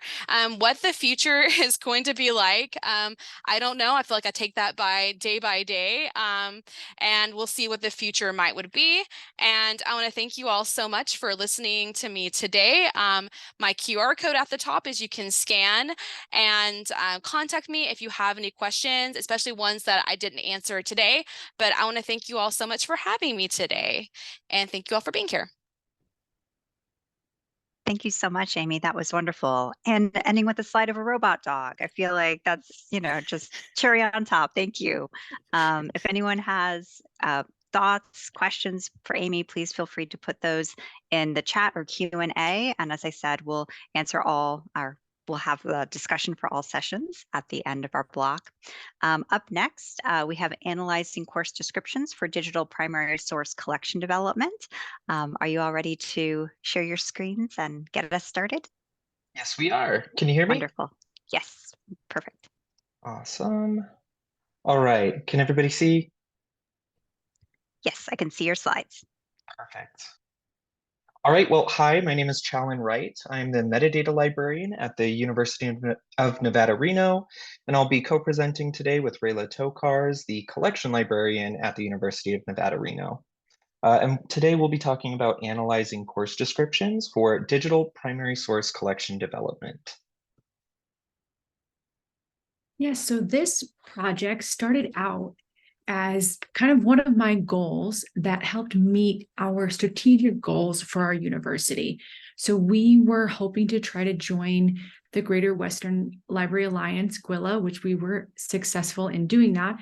But in preparation, we looked all over our library and the different departments and tried to find things that we were distinct in, areas of distinction, things that we could improve on, and try to focus on some of the strengths that we could bring to GWILA.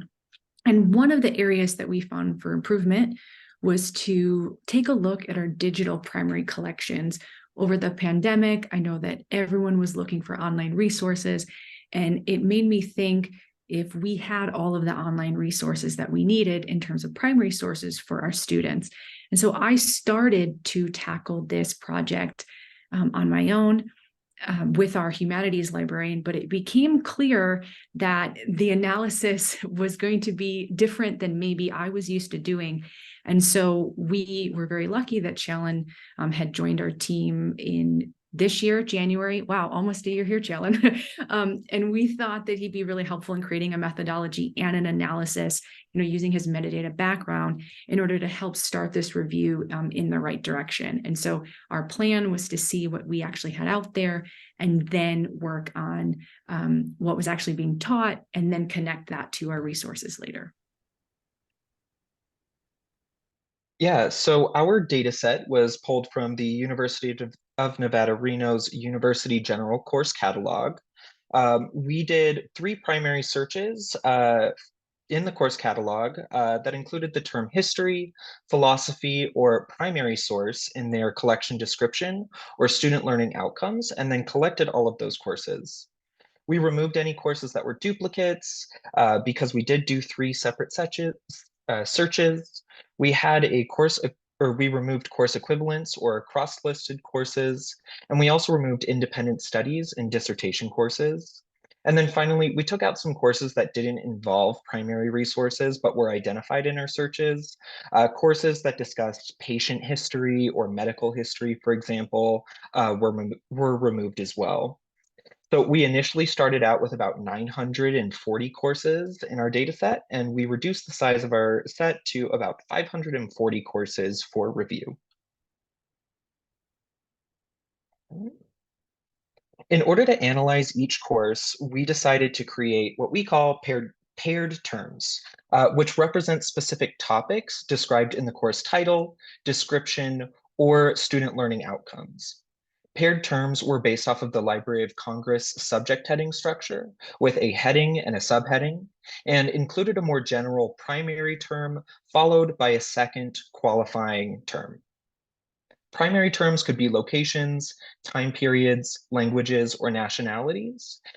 We also decided to include in our list of primary terms the 4 acceptable general terms, history, prehistory, global, and philosophy, which were used to just describe courses that were more general. So for example, a course on the history of vaccines may have included the term global vaccines.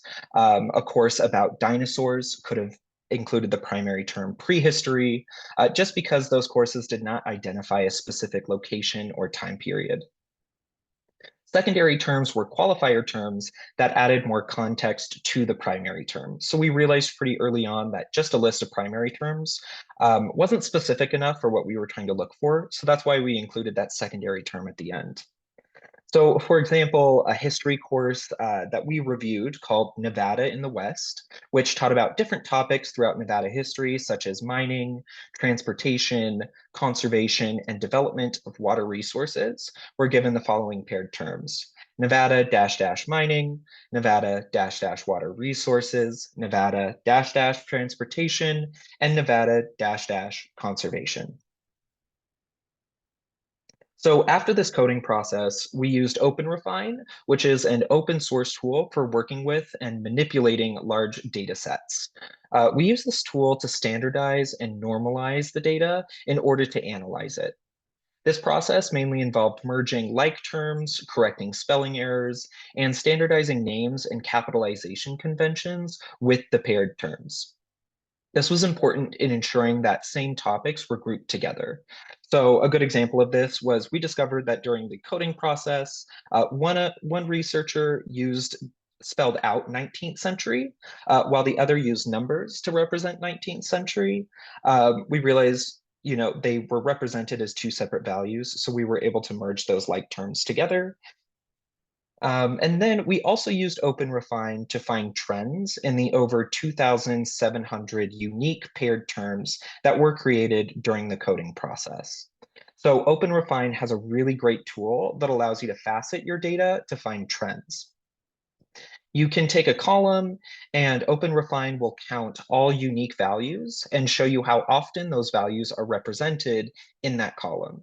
So in this project, we used the facet tool to find how frequent primary, secondary, and paired terms showed up in our coding process, which we then used for our results and discussion. In the picture shown on screen, there is a representation of OpenRefine's faceting power, which we were able to create a list of all unique terms in our data set, along with how often they were used. Another really great thing that we did here too was our naming convention. So the primary term was followed by no spaces and 2 dashes, and then the secondary term. This allowed us to manipulate the data as well. We were easily able to separate the paired terms into primary and secondary terms, do the normalization and standardization that we needed to do, and then merge them back together. So we examined our data through 3 separate lenses. First, we examined the frequency of paired terms. Then we looked at the frequency of primary terms. And finally, the frequency of paired terms with the same primary term. So here's a list of the 5 most frequent paired terms in our data. United States Constitution and Nevada Constitution were the most frequent terms used and were used to describe 9 courses. Since we are a land-grant institution in the state of Nevada, this kind of made sense to us. Our university also has a core degree requirement for all undergraduate degrees to learn about the Nevada Constitution, which is most likely why our 2 most popular terms in the set are about the state and national constitutions. We also had a few paired terms related to the Basque people and Basque culture.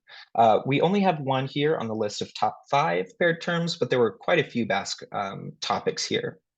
Since UNR has the largest library of Basque materials in the country, this also made sense to us. Reno has a large Basque population, and the John Bilbao Basque Libraries at the university collects resources about the Basque community and their history. We also have a Basque Studies program here, which also justifies how frequent those terms were found. So while looking at the frequency of paired terms was helpful, we also wanted to investigate the frequency of isolated primary terms. United States was the most frequent primary term in our set of unique paired terms, which was used a total of 184 times. Global, 20th century, philosophy, and 19th century were also quite popular.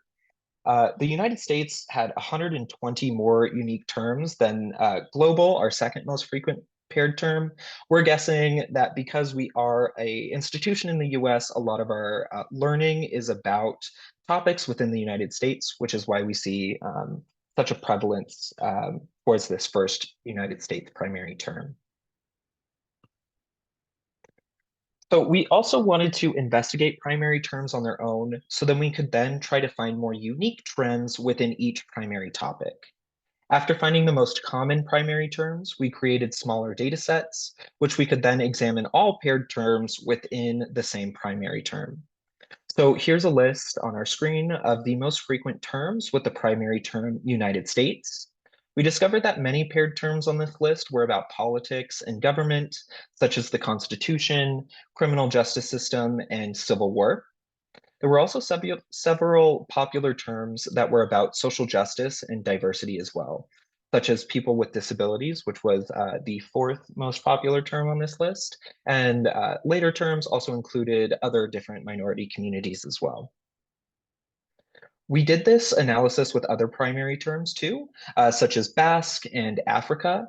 Another interesting set to note that we wanted to discuss were the paired terms that began with 19th century and 20th century. Most terms in these 2 sets had to do with the arts, such as musical theater, film, dance, and fashion. All 4 of those secondary terms were quite popular in both of those 2 data sets.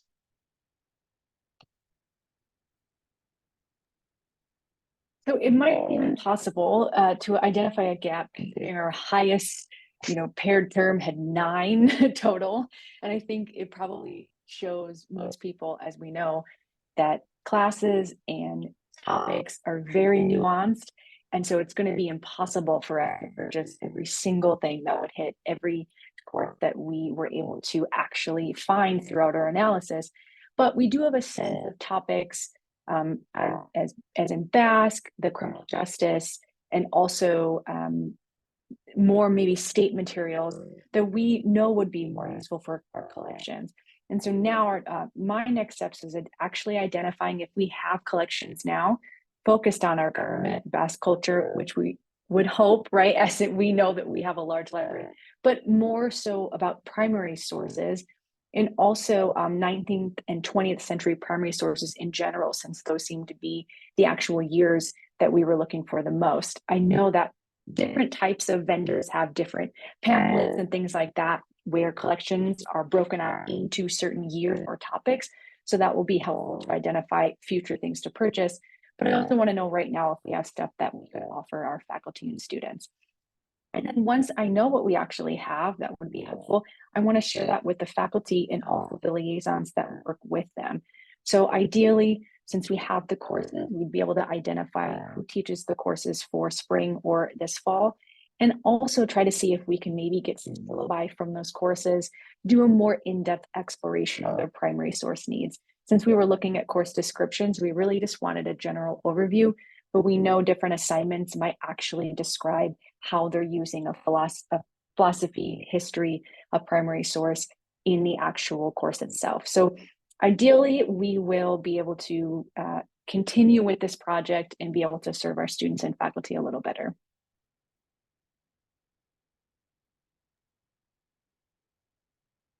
All right, and that is the end of our presentation. So thank you so much. Awesome. Thank you. Thank you so much for sharing your work. Open Refine is kind of intimidating. It's great to see it being put to good use, and y'all have fantastic expertise in this. So thank you for sharing. So now we have time for Q&A. If anyone would like to ask our presenters questions about their presentations or related topics that have come up, please feel free to either put them in the chat or use the Q&A feature in our Zoom.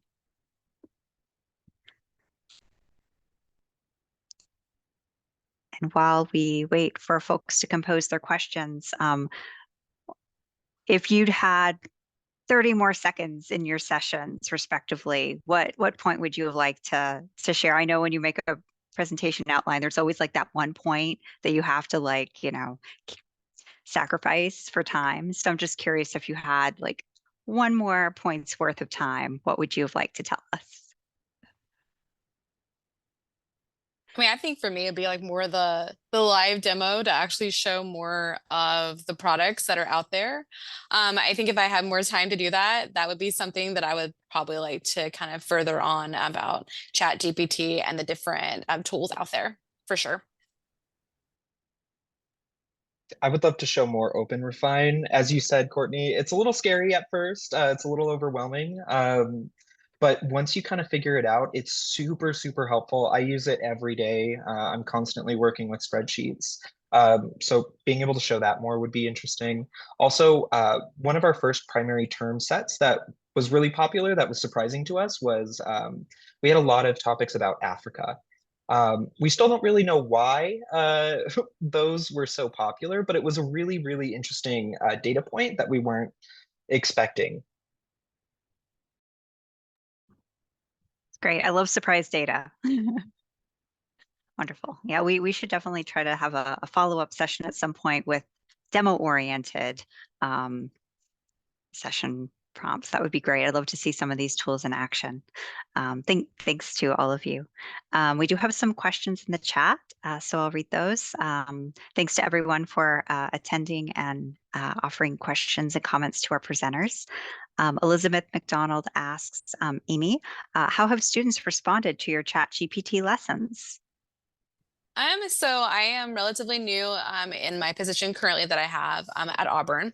I've been here for a month, but I've worked with the ChatGPT lessons with the College of Education at Texas Tech University, where I just was for 5 years. And so they, in particular, especially our doctoral students and our faculty there, ask a lot of questions about, how can I be able to use ChatGPT in a way for my research it to be valid. And so they're very timid about it. They were very unsure how to use it. They're like, should I use it? Is it a good resource? And kind of they were very afraid to. But I think as we delve into some of these different resources, that they're learning how to use it, how to be skeptical about the resources that are coming up, like BARD, for example. But it really is really a work in progress over a period of time. So just being able to, the response has been great to that because it is a new topic, but they're also been very timid as well. So hopefully as, time goes on, especially working with my architecture students, so they'll be able to really kind of go through that more as well. Great, thank you. Got a question here for our primary source data experts from Jen Leffler. Are there primary source databases that vendors are trying to sell you that you are looking to fit to a class, or truly just trying to find what to seek out? Yeah, well, for me, this, like I said, we are always being presented with information, and one of Adam Matthew has a great brochure full of options, right? I mean, it's pages, and we have maybe two of them, and it is kind of something that at the end of the year, when you possibly have some end of year funds and you're presented with so many options and you can really only purchase one or two, I wanted to kind of do the pre-work to make sure we were at least coming up with a targeted list for what we could spend that money on. And we were also asked to present some options for donors. Say if it was a collection as a whole, if a donor was interested in a particular collection and had a spare 50 grand, what would be the most logical collection for us to add if that's something that was interesting to them. So it was kind of a little of both, where I know I'm being presented with all these options and they sound good. They sound like good options, and it sounds like, of course, we would want them all. But knowing we have limited resources, what is the biggest priority for us right now? And so this is hopefully going to put us in that direction to see where we need to lean. I like that. It's a great way of approaching like data-driven decision making, but having it like at the ready in case that opportunity arises. You already have your list. Like that's very impressive foresight. I applaud you for that. Jen, please let us know if you have a follow-up or any other questions related to that. And let's see if any other questions come through in the chat.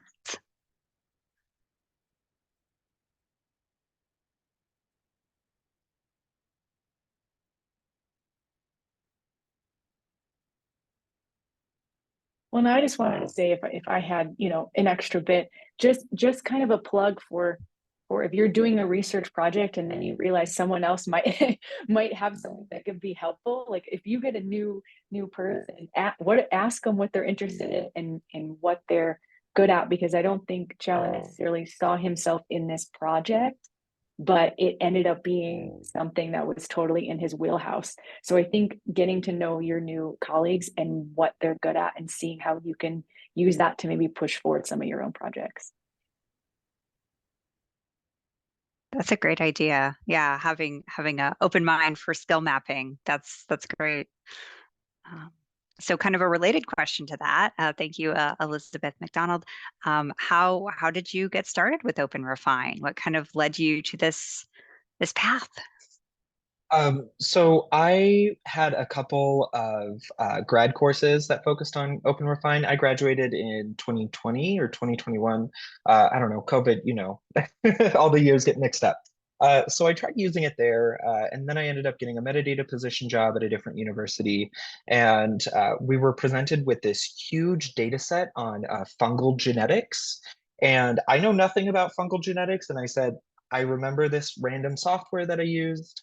And really just started kind of diving into, there's a lot of really great webinars out there, YouTube videos that show you how to first download the software, which is kind of hard, and then trying to use it. I also realized I kind of started learning a little bit of Python, and that kind of was really helpful into our Open Refine experience as well. There's a lot of really great ways to manipulate data through kind of like Python-like elements. They're very basic, and you don't need to know Python in order to do that. There's somebody out there online who can definitely supply you with those codes. But yeah, that's how I got started. Great, fantastic. Yeah, it definitely seems, as I said, intimidating. YouTube videos can be helpful, but then I don't know, when you're in the driver's seat, it seems very disorienting. It's like, oh, I've been the passenger. Now I have to make decisions.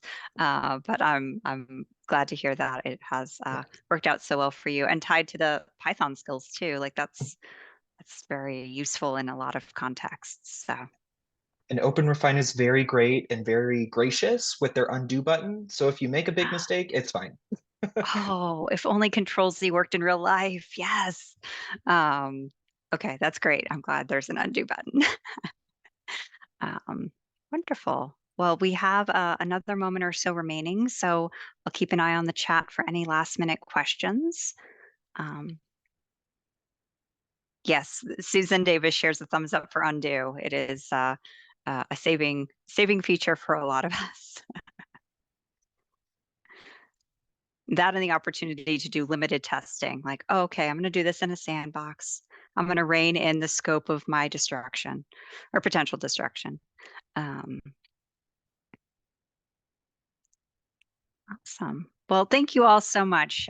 Thank you for sharing your projects, your expertise, giving us a lot to think about. We really appreciate all the insights and knowledge that you all have shared.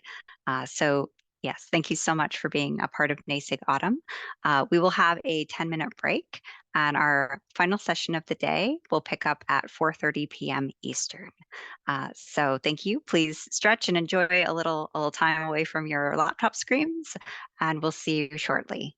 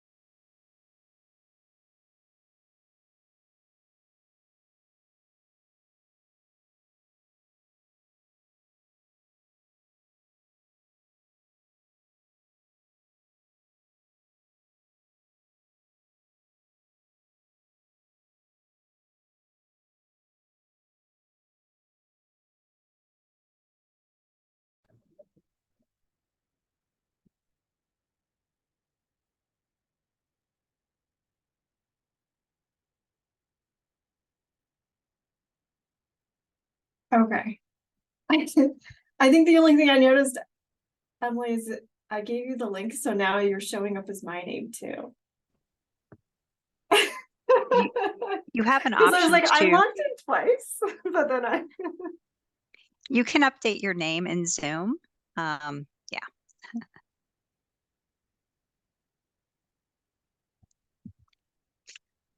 Perfect.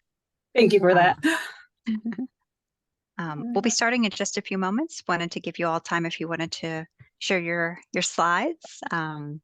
This session will be your session, and then Q&A at the end. Awesome. Thank you, Courtney. yeah. Sure. Can you hear me? Okay. Yep. Okay. You sound good. Couldn't get my headphones to work, but Especially on presentation day, technology likes to be a little bit wonky. yeah. Okay, let me attempt to share my screen.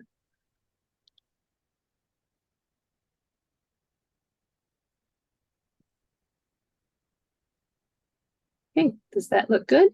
Yep, perfect. All right, we'll give folks another minute or so to log in, and then I'll give a brief introduction and kick things over to y'all. Awesome. Thank you so much. Sure, thank you.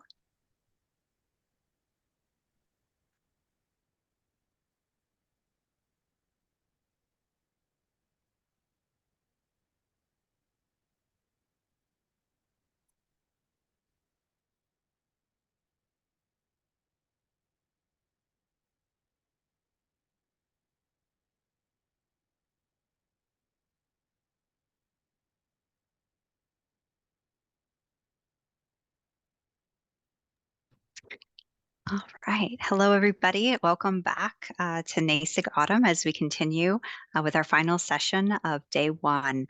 I'm very pleased to be handing things over to Julia Swanson and Emily Semenoff as they talk about migrating serials to Folio.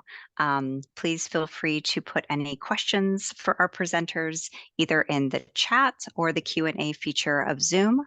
We'll have time for discussion at the end. Thank you for being a part of this session. Thank you, Courtney. My name is Emily Semenoff, and I am the Catalog Management Librarian at the University of Colorado Boulder. And I'm joined by Julia Swanson, who is the head of acquisitions and accounting section, also at CU Boulder, obviously. And we are here to talk today about our migration to Folio, specifically involving our serials. So if you don't know, Folio, it stands for the Future of Libraries is Open, and it is an open source library services platform that was developed by libraries and developers and vendors internationally to meet some of the challenges that come with traditional LSPs. However, it is still very much in development, which means certain features that we're used to with LSPs like Millennium or Sierra just don't really exist yet. So we thought we would share some of what we've encountered in the hopes that you'll find it applicable with any migration that's coming up for you, whether it's to Folio or to some other new system. So at CU, from the mid-1990s, 1996 to this year, we were with Innovative. So for a while we were on Millennium, and then we migrated to Sierra at least over a decade ago, if not longer. But then back in October of 2020, we started to seriously look into migrating to Folio. And so as part of that, we've established a series of pods with colleagues throughout the libraries to start investigating what this is going to look like, how our needs are going to be met, what are the issues we may encounter, such as if they were. And then as we progressed, got to about July of 2021, we realized that there were certain areas of metadata management that needed a specific focus. And one of those was serials. So from then to the present, we had this subpod established specifically for serials to help us figure out that migration part. Our original go live date was going to be June 2022. However, at the beginning of 2022, basically the upper management asked, okay, do you guys feel ready to migrate, and it was a big resounding no. So they were kind enough to give us another year, and our actual go live was June 19th, 2023, which has been a few months from now was a few months ago. And I think things have been going better than expected, but there have definitely been challenges that we expected as well. Okay, Julia, I will hand that to you. Okay, great, thanks. So to give everyone sort of an overview of some of the differences between Sierra and Folio in terms of the structure, that will help explain sort of why things are the way they are in both systems. In Sierra, it was basically structured around the bibliographic record. So you had the bibliographic record, and then from there, there were different records sort of attached to the bib record. So there was an order record, there could be a check-in record, and an item record in relation to serials. In Folio, even using the term record is kind of challenging because it's just such a different concept than in Sierra with records and modules and apps. So in Folio, it's really focused around these apps, but I would still say there's like record-like things in Folio. And so the best comparison to a bibliographic record in Folio is something called an instance. And underneath the instance, there is, or connected to the instance, there is a holding. And then underneath or connected to the holding is an item record. And so that hierarchy is quite different from Sierra. And then similarly, there's another app that sort of manages orders.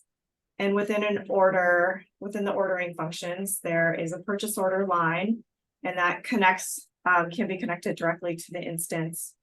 But here is where there's like dotted lines and some interoperability between different records and different apps, where you can enter data into the order record and it can automatically feed that same data into other records. And then sort of on top of that, there's a receiving app that is associated with ordering. However, unlike sort of a check-in record, I would consider receiving more as it's an app and more of a function that bridges between other records and apps. There is unique data within receiving that sort of lives in receiving, but it also has the functionalities so that you can enter information in one place and then it feeds, for example, to the holdings into the items or back into the purchase order. So there's a lot more interoperability in Folio. So next slide. And so that sort of leads me to some of the advantages and disadvantages of serials management in both systems. So this advantage in Sierra is that it does have distinctive features and functions to address serials receiving. There are check-in records, check-in cards associated with those records that really do address like the unique aspects of managing aspects of print serials, especially on the receiving side. Some of that also includes predictive pattern functionality and claiming. The disadvantages, as shown in the structure in the previous slide, is that because the records aren't necessarily interoperable and not integrated with each other, there's definitely a data integrity issue where there could be the field of location is a good example for what we were seeing in our records. You could have a location field in orders, check-in, and in items. And you could, and we did often have like inconsistency across all three of those records. So to like maintain that is incredibly challenging over time. And so our records, particularly with those types of fields that were in all sorts of different records, did become misaligned a lot. In Folio, the advantages are because there is a lot more interconnectedness between the records and the apps. There can be data consistency for some fields, like some fields, not every single field, but some fields are auto updated across records. So like if you enter a change, if you change the location and the holding, it will auto update at the order for the order and the item. So you only have to do that in one spot. The disadvantage is that, as we previously mentioned, it's just the receiving functionality is just not designed specifically for serials. It applies to both monographs and serials, but it's really initially designed just for like a one-off piece. So you can receive serials, and that's how we're making it work now, but it doesn't have some of the unique features that Sierra has, such as predictive patterns, check-in card, and claiming functions. And then similarly with all the interoperability and data consistency, there's just a new awareness that needs to be had by users of like, how does the system work across apps and across records? So if you enter data in one place, does that impact or update records in another area? So that's just a learning curve that we all need to work with. Okay, we can go to the next slide. So during our migration, we encountered naturally many issues. And today thought we would cover the major issues we found in 3 different areas: our migration of holdings data, order data, and receiving data. First, with holdings data. So basically what we discovered after we migrated is that the enumeration fields in MARC, the 863, 864, 865, and the accompanying 8583, 854, and 855 were not displayed. In Sierra, we had those in the check-in cards, and they displayed in the catalog fine. They displayed in Sierra, obviously fine. But in Folio, we could not get those displayed. Instead, we were able to get the textual fields to display, so the 866, 867, and 868.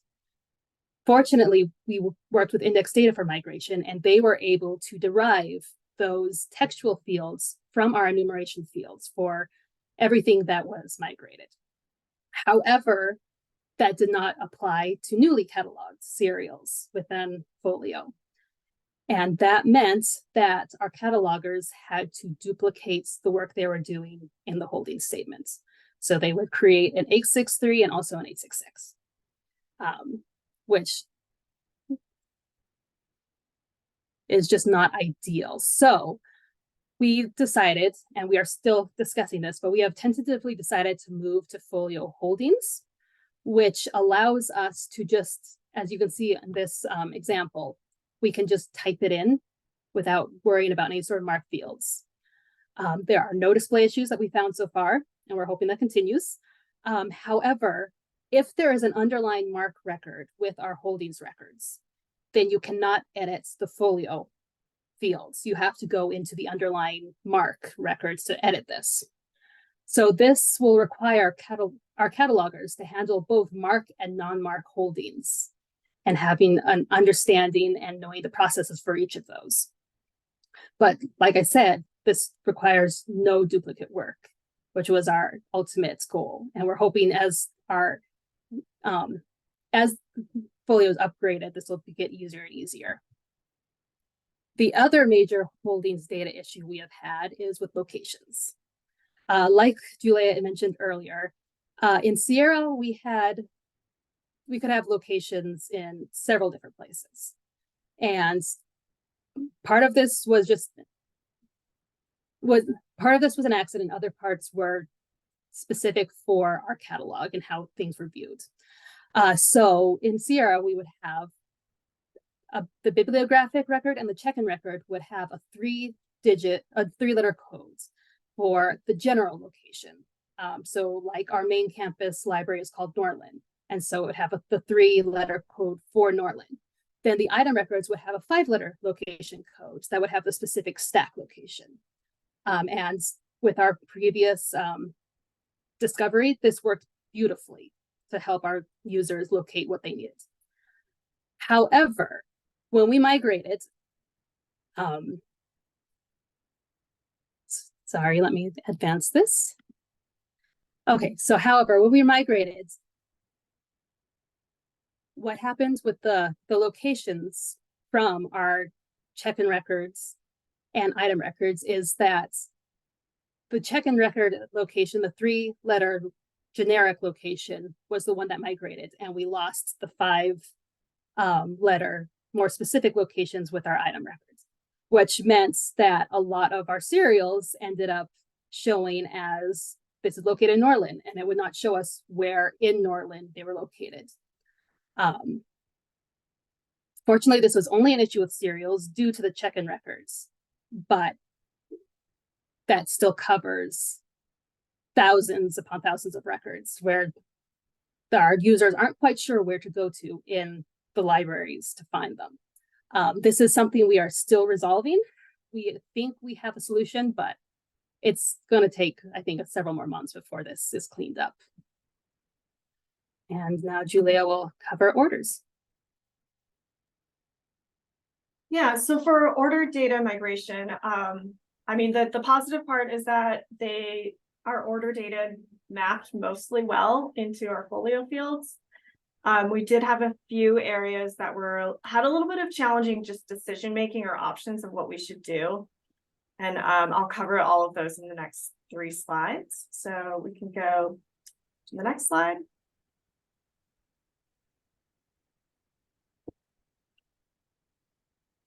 See, we able to get next. There we go. Sorry, okay. Took a moment. Sorry.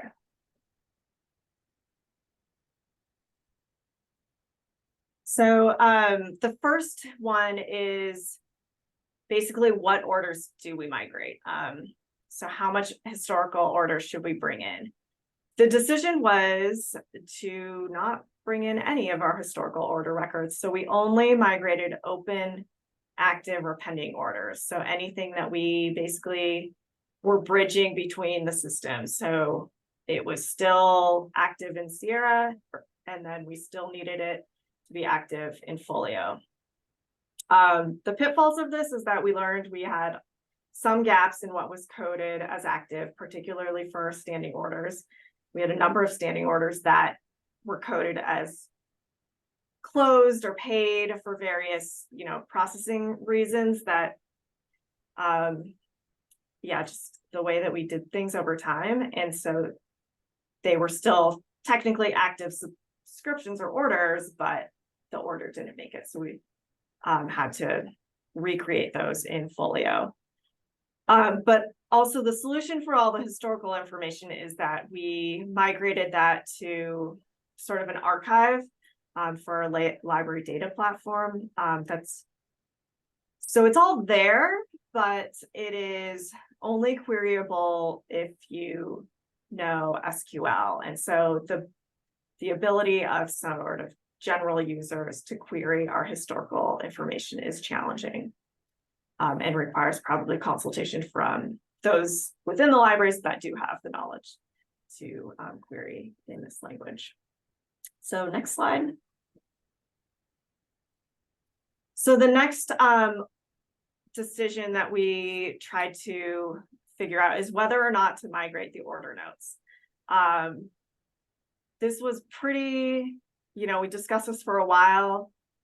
We talked to other libraries who both migrated to Folio and migrated to other systems, just migration in general. There's a lot of, pros and cons of doing this. And so we decided not to migrate any of our notes, which still is a little bit painful, but we wanted to start clean with the order notes and not bring in huge long histories of things that are no longer relevant. And I think that the feedback that we received was basically you either do a cleanup project before you migrate regarding those notes to try to clean them up into a state that you want them to be in for migration, or you just start clean. And so we went with the start clean option. And then now we are adding back in notes from our former ILS. So I was able to download all of the notes for any order that migrated, and then staff are consulting this data in the spreadsheet basically and copying over anything that is still relevant and still important into Folio. So it's, yeah, there's a process. Either you got to do it either beforehand or you work on it after you migrate. You could go either way. Next slide. And then the last one was the payment history. So for serials and ongoing resources, we really did want to migrate our payment history over, but in the process of working with index data and finding out sort of how the financial structure works in Folio, we would have needed to set up basically complicated financial structures for previous fiscal years that in order to get in a lot of that payment history. So we decided to just start clean with all of our funds and payments and invoicing for the new fiscal year. And with that, we had to let go of having the payment history for the ongoing orders. We still really need that data. And so our colleague, our collections and assessment, collection development and assessment librarian, did an awesome job of creating a dashboard for us based on all of the historical archive data, and it's outside of Folio. It's just in a Power BI, Microsoft Power BI dashboard, but it allows us to look up the order history for paid information, and so we have access to that now in a fairly user-friendly way. That's been really great. And the next slide. Okay, so receiving. This has been, I think, the most difficult transition we've had, just because so many of the functionality that we are used to just does not exist in Folio yet. So in Sierra, we had all of these receiving and binding notes in our check-in records. How often things were bound, when we started receiving, when things were canceled, all of that. In Folio, when we migrated, all of those notes ended up in the holdings record and inventory. However, receiving is a whole different app, as Julia has explained. So working in the receiving app, but seeing the receiving notes can be quite trying to think of the right word.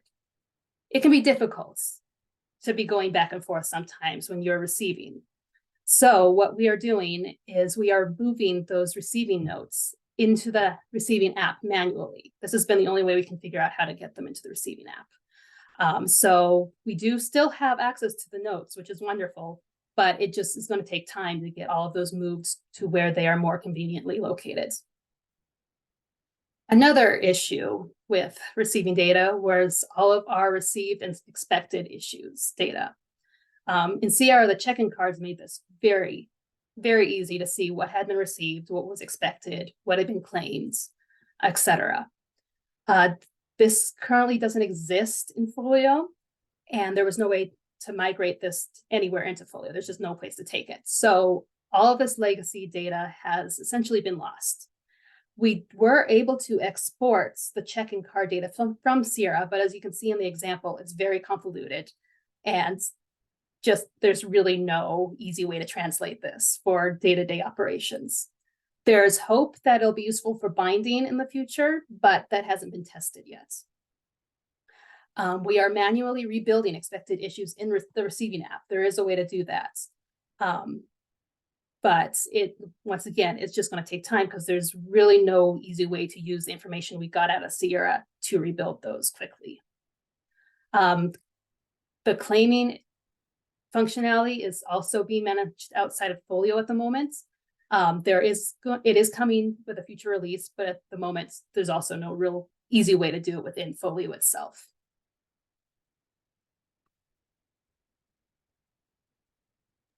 Okay, so I we'll cover a couple things that we have now that we're live in the system. So we can go to the next slide.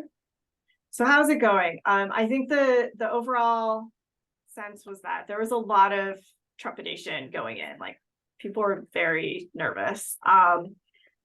But the general feeling now, and I went around and asked staff a few weeks ago at a staff meeting, like, what's your sense? And like, at least for the acquisitions, they were like, it's not that bad. So I was like, that to me is great. Like, not that bad is, you're not running away from this right now. So for acquisitions, it's different, but generally fine and functional. And I definitely think that year 2 is going to be much better. It's going to allow us to take advantage of the functions in Folio that were not possible with Sierra, that we're just, starting to play with, but really haven't had the bandwidth to really focus on the new stuff. We're just trying to, keep it functional from where we were. So with cataloging, they're still figuring things out and cleanup projects and cleaning up for a while. I think that's probably the case for everyone as well. Receiving is where, there still is a lot of challenge. So the new changes in workflows, learning just the new workflows as well as the new functionality. But there is hope that a new serials management app will be coming sometime in 2024 from a new release of Folio. And so that is expected to have predictive patterns and claiming and binding functionality as well. So we're excited to see what that brings. Next slide. And then our recommendations for if you are going to either move to Folio or a different system, working on those cleanup projects in advance if you can, particularly because if you have a tool or your former LSP has things like bulk edit, create lists, or you're just comfortable using that system first, doing the cleanup projects is likely easier in your old system than they are in the new system, just because of the familiarity of it and potentially the functionality. Bringing in as much expertise as you can about that transition. So working with the other schools who have already migrated, as well as for us, once we started working with Index Data to host Folio, because they work across a lot of different libraries in hosting Folio, they just had a lot more expertise than we had in-house. So we could ask questions of them. And then for Folio specifically, it's improving with every new release. And so there's constantly changes to the system that's both good, but also requires new learning each time. So that is all that we have for today, and we can open it up for questions. Wonderful. Thank you so much. I felt like I was on a journey when you talked about losing the specificity of those serials locations. I was like, ooh, but you all have overcome so much. So this is great to learn about.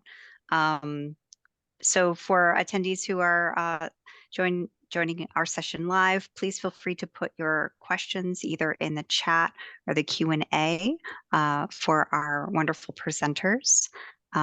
While we wait for folks to type, I do just want to have a very quick administrative announcement, just in case anyone needs to log off at 5 p.m. sharp today.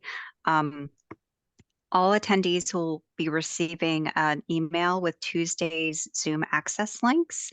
There will be 2 separate links from an attendee perspective tomorrow, one for the NASIG members forum, which is open to all NASIG members in addition to all NASIG Autumn attendees. So if you're attending the conference, but you're not a NASIG member, you're still welcome to attend the members forum. And then there will be the attendee link for the rest of the sessions that will take place tomorrow. So just to give everyone a heads up on that, which will be forthcoming. Keeping an eye on the chat.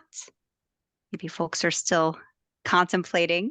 So I do have a question. I'm sorry to steal the spotlight, and I promise I will keep an eye on the chat in case others have questions for you too. it was really interesting to hear about your kind of workarounds to still preserve access to so much of this like institutional memory, like your order notes, like having that Tableau dashboard. Sorry, it was Power BI, Power BI dashboard. Has there been any resistance to like the fragmentation of your collections data? Has that created any issues for you internally?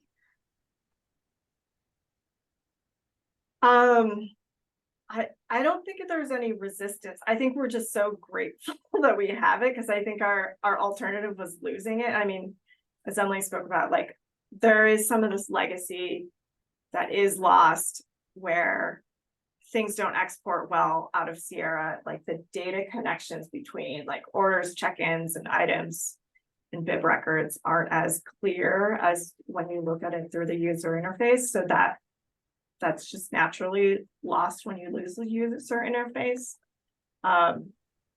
So, I mean, I think the hope is that we don't have to do this fragmented solution forever, that the system will continue to develop and that we can have some sort of more integrated solution. But right now, we're just happy to have it. Yeah, that makes sense. We have a question from Jackie Brelanthan. As far as Serials app development, do either of you have a role in QA or feedback on that app? How is that functionality being developed? Yeah, that's a great question. Yes, anyone, I believe, can participate in the special interest groups that the Folio community has.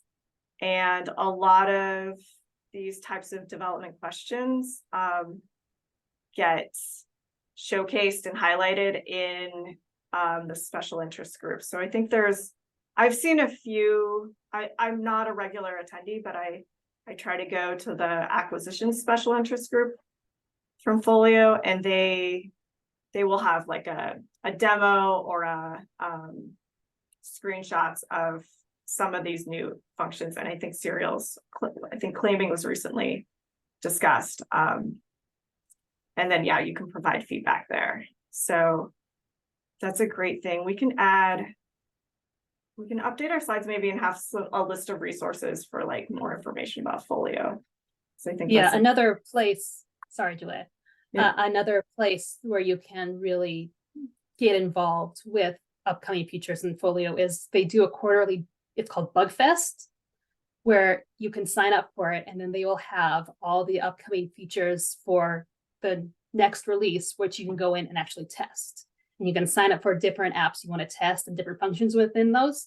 And then it will allow you to, within that, the functions you choose to test, they'll have step-by-step instructions on what you should be seeing and what you should be doing. And that's also a really great way to not only know what's coming, but also to get your feedback in and let them know like this isn't quite making sense within the library.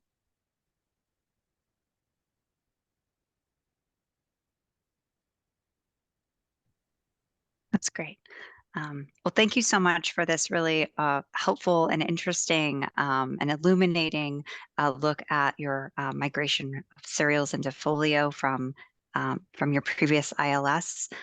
We are unfortunately at time. I feel like there's a lot more we can say about Folio and the data migration complexities that it can definitely bring to the forefront.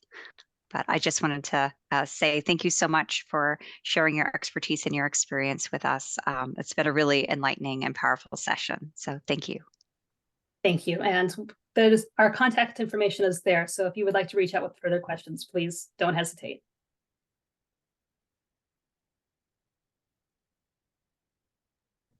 Perfect. Thank you, everyone. Have a great day.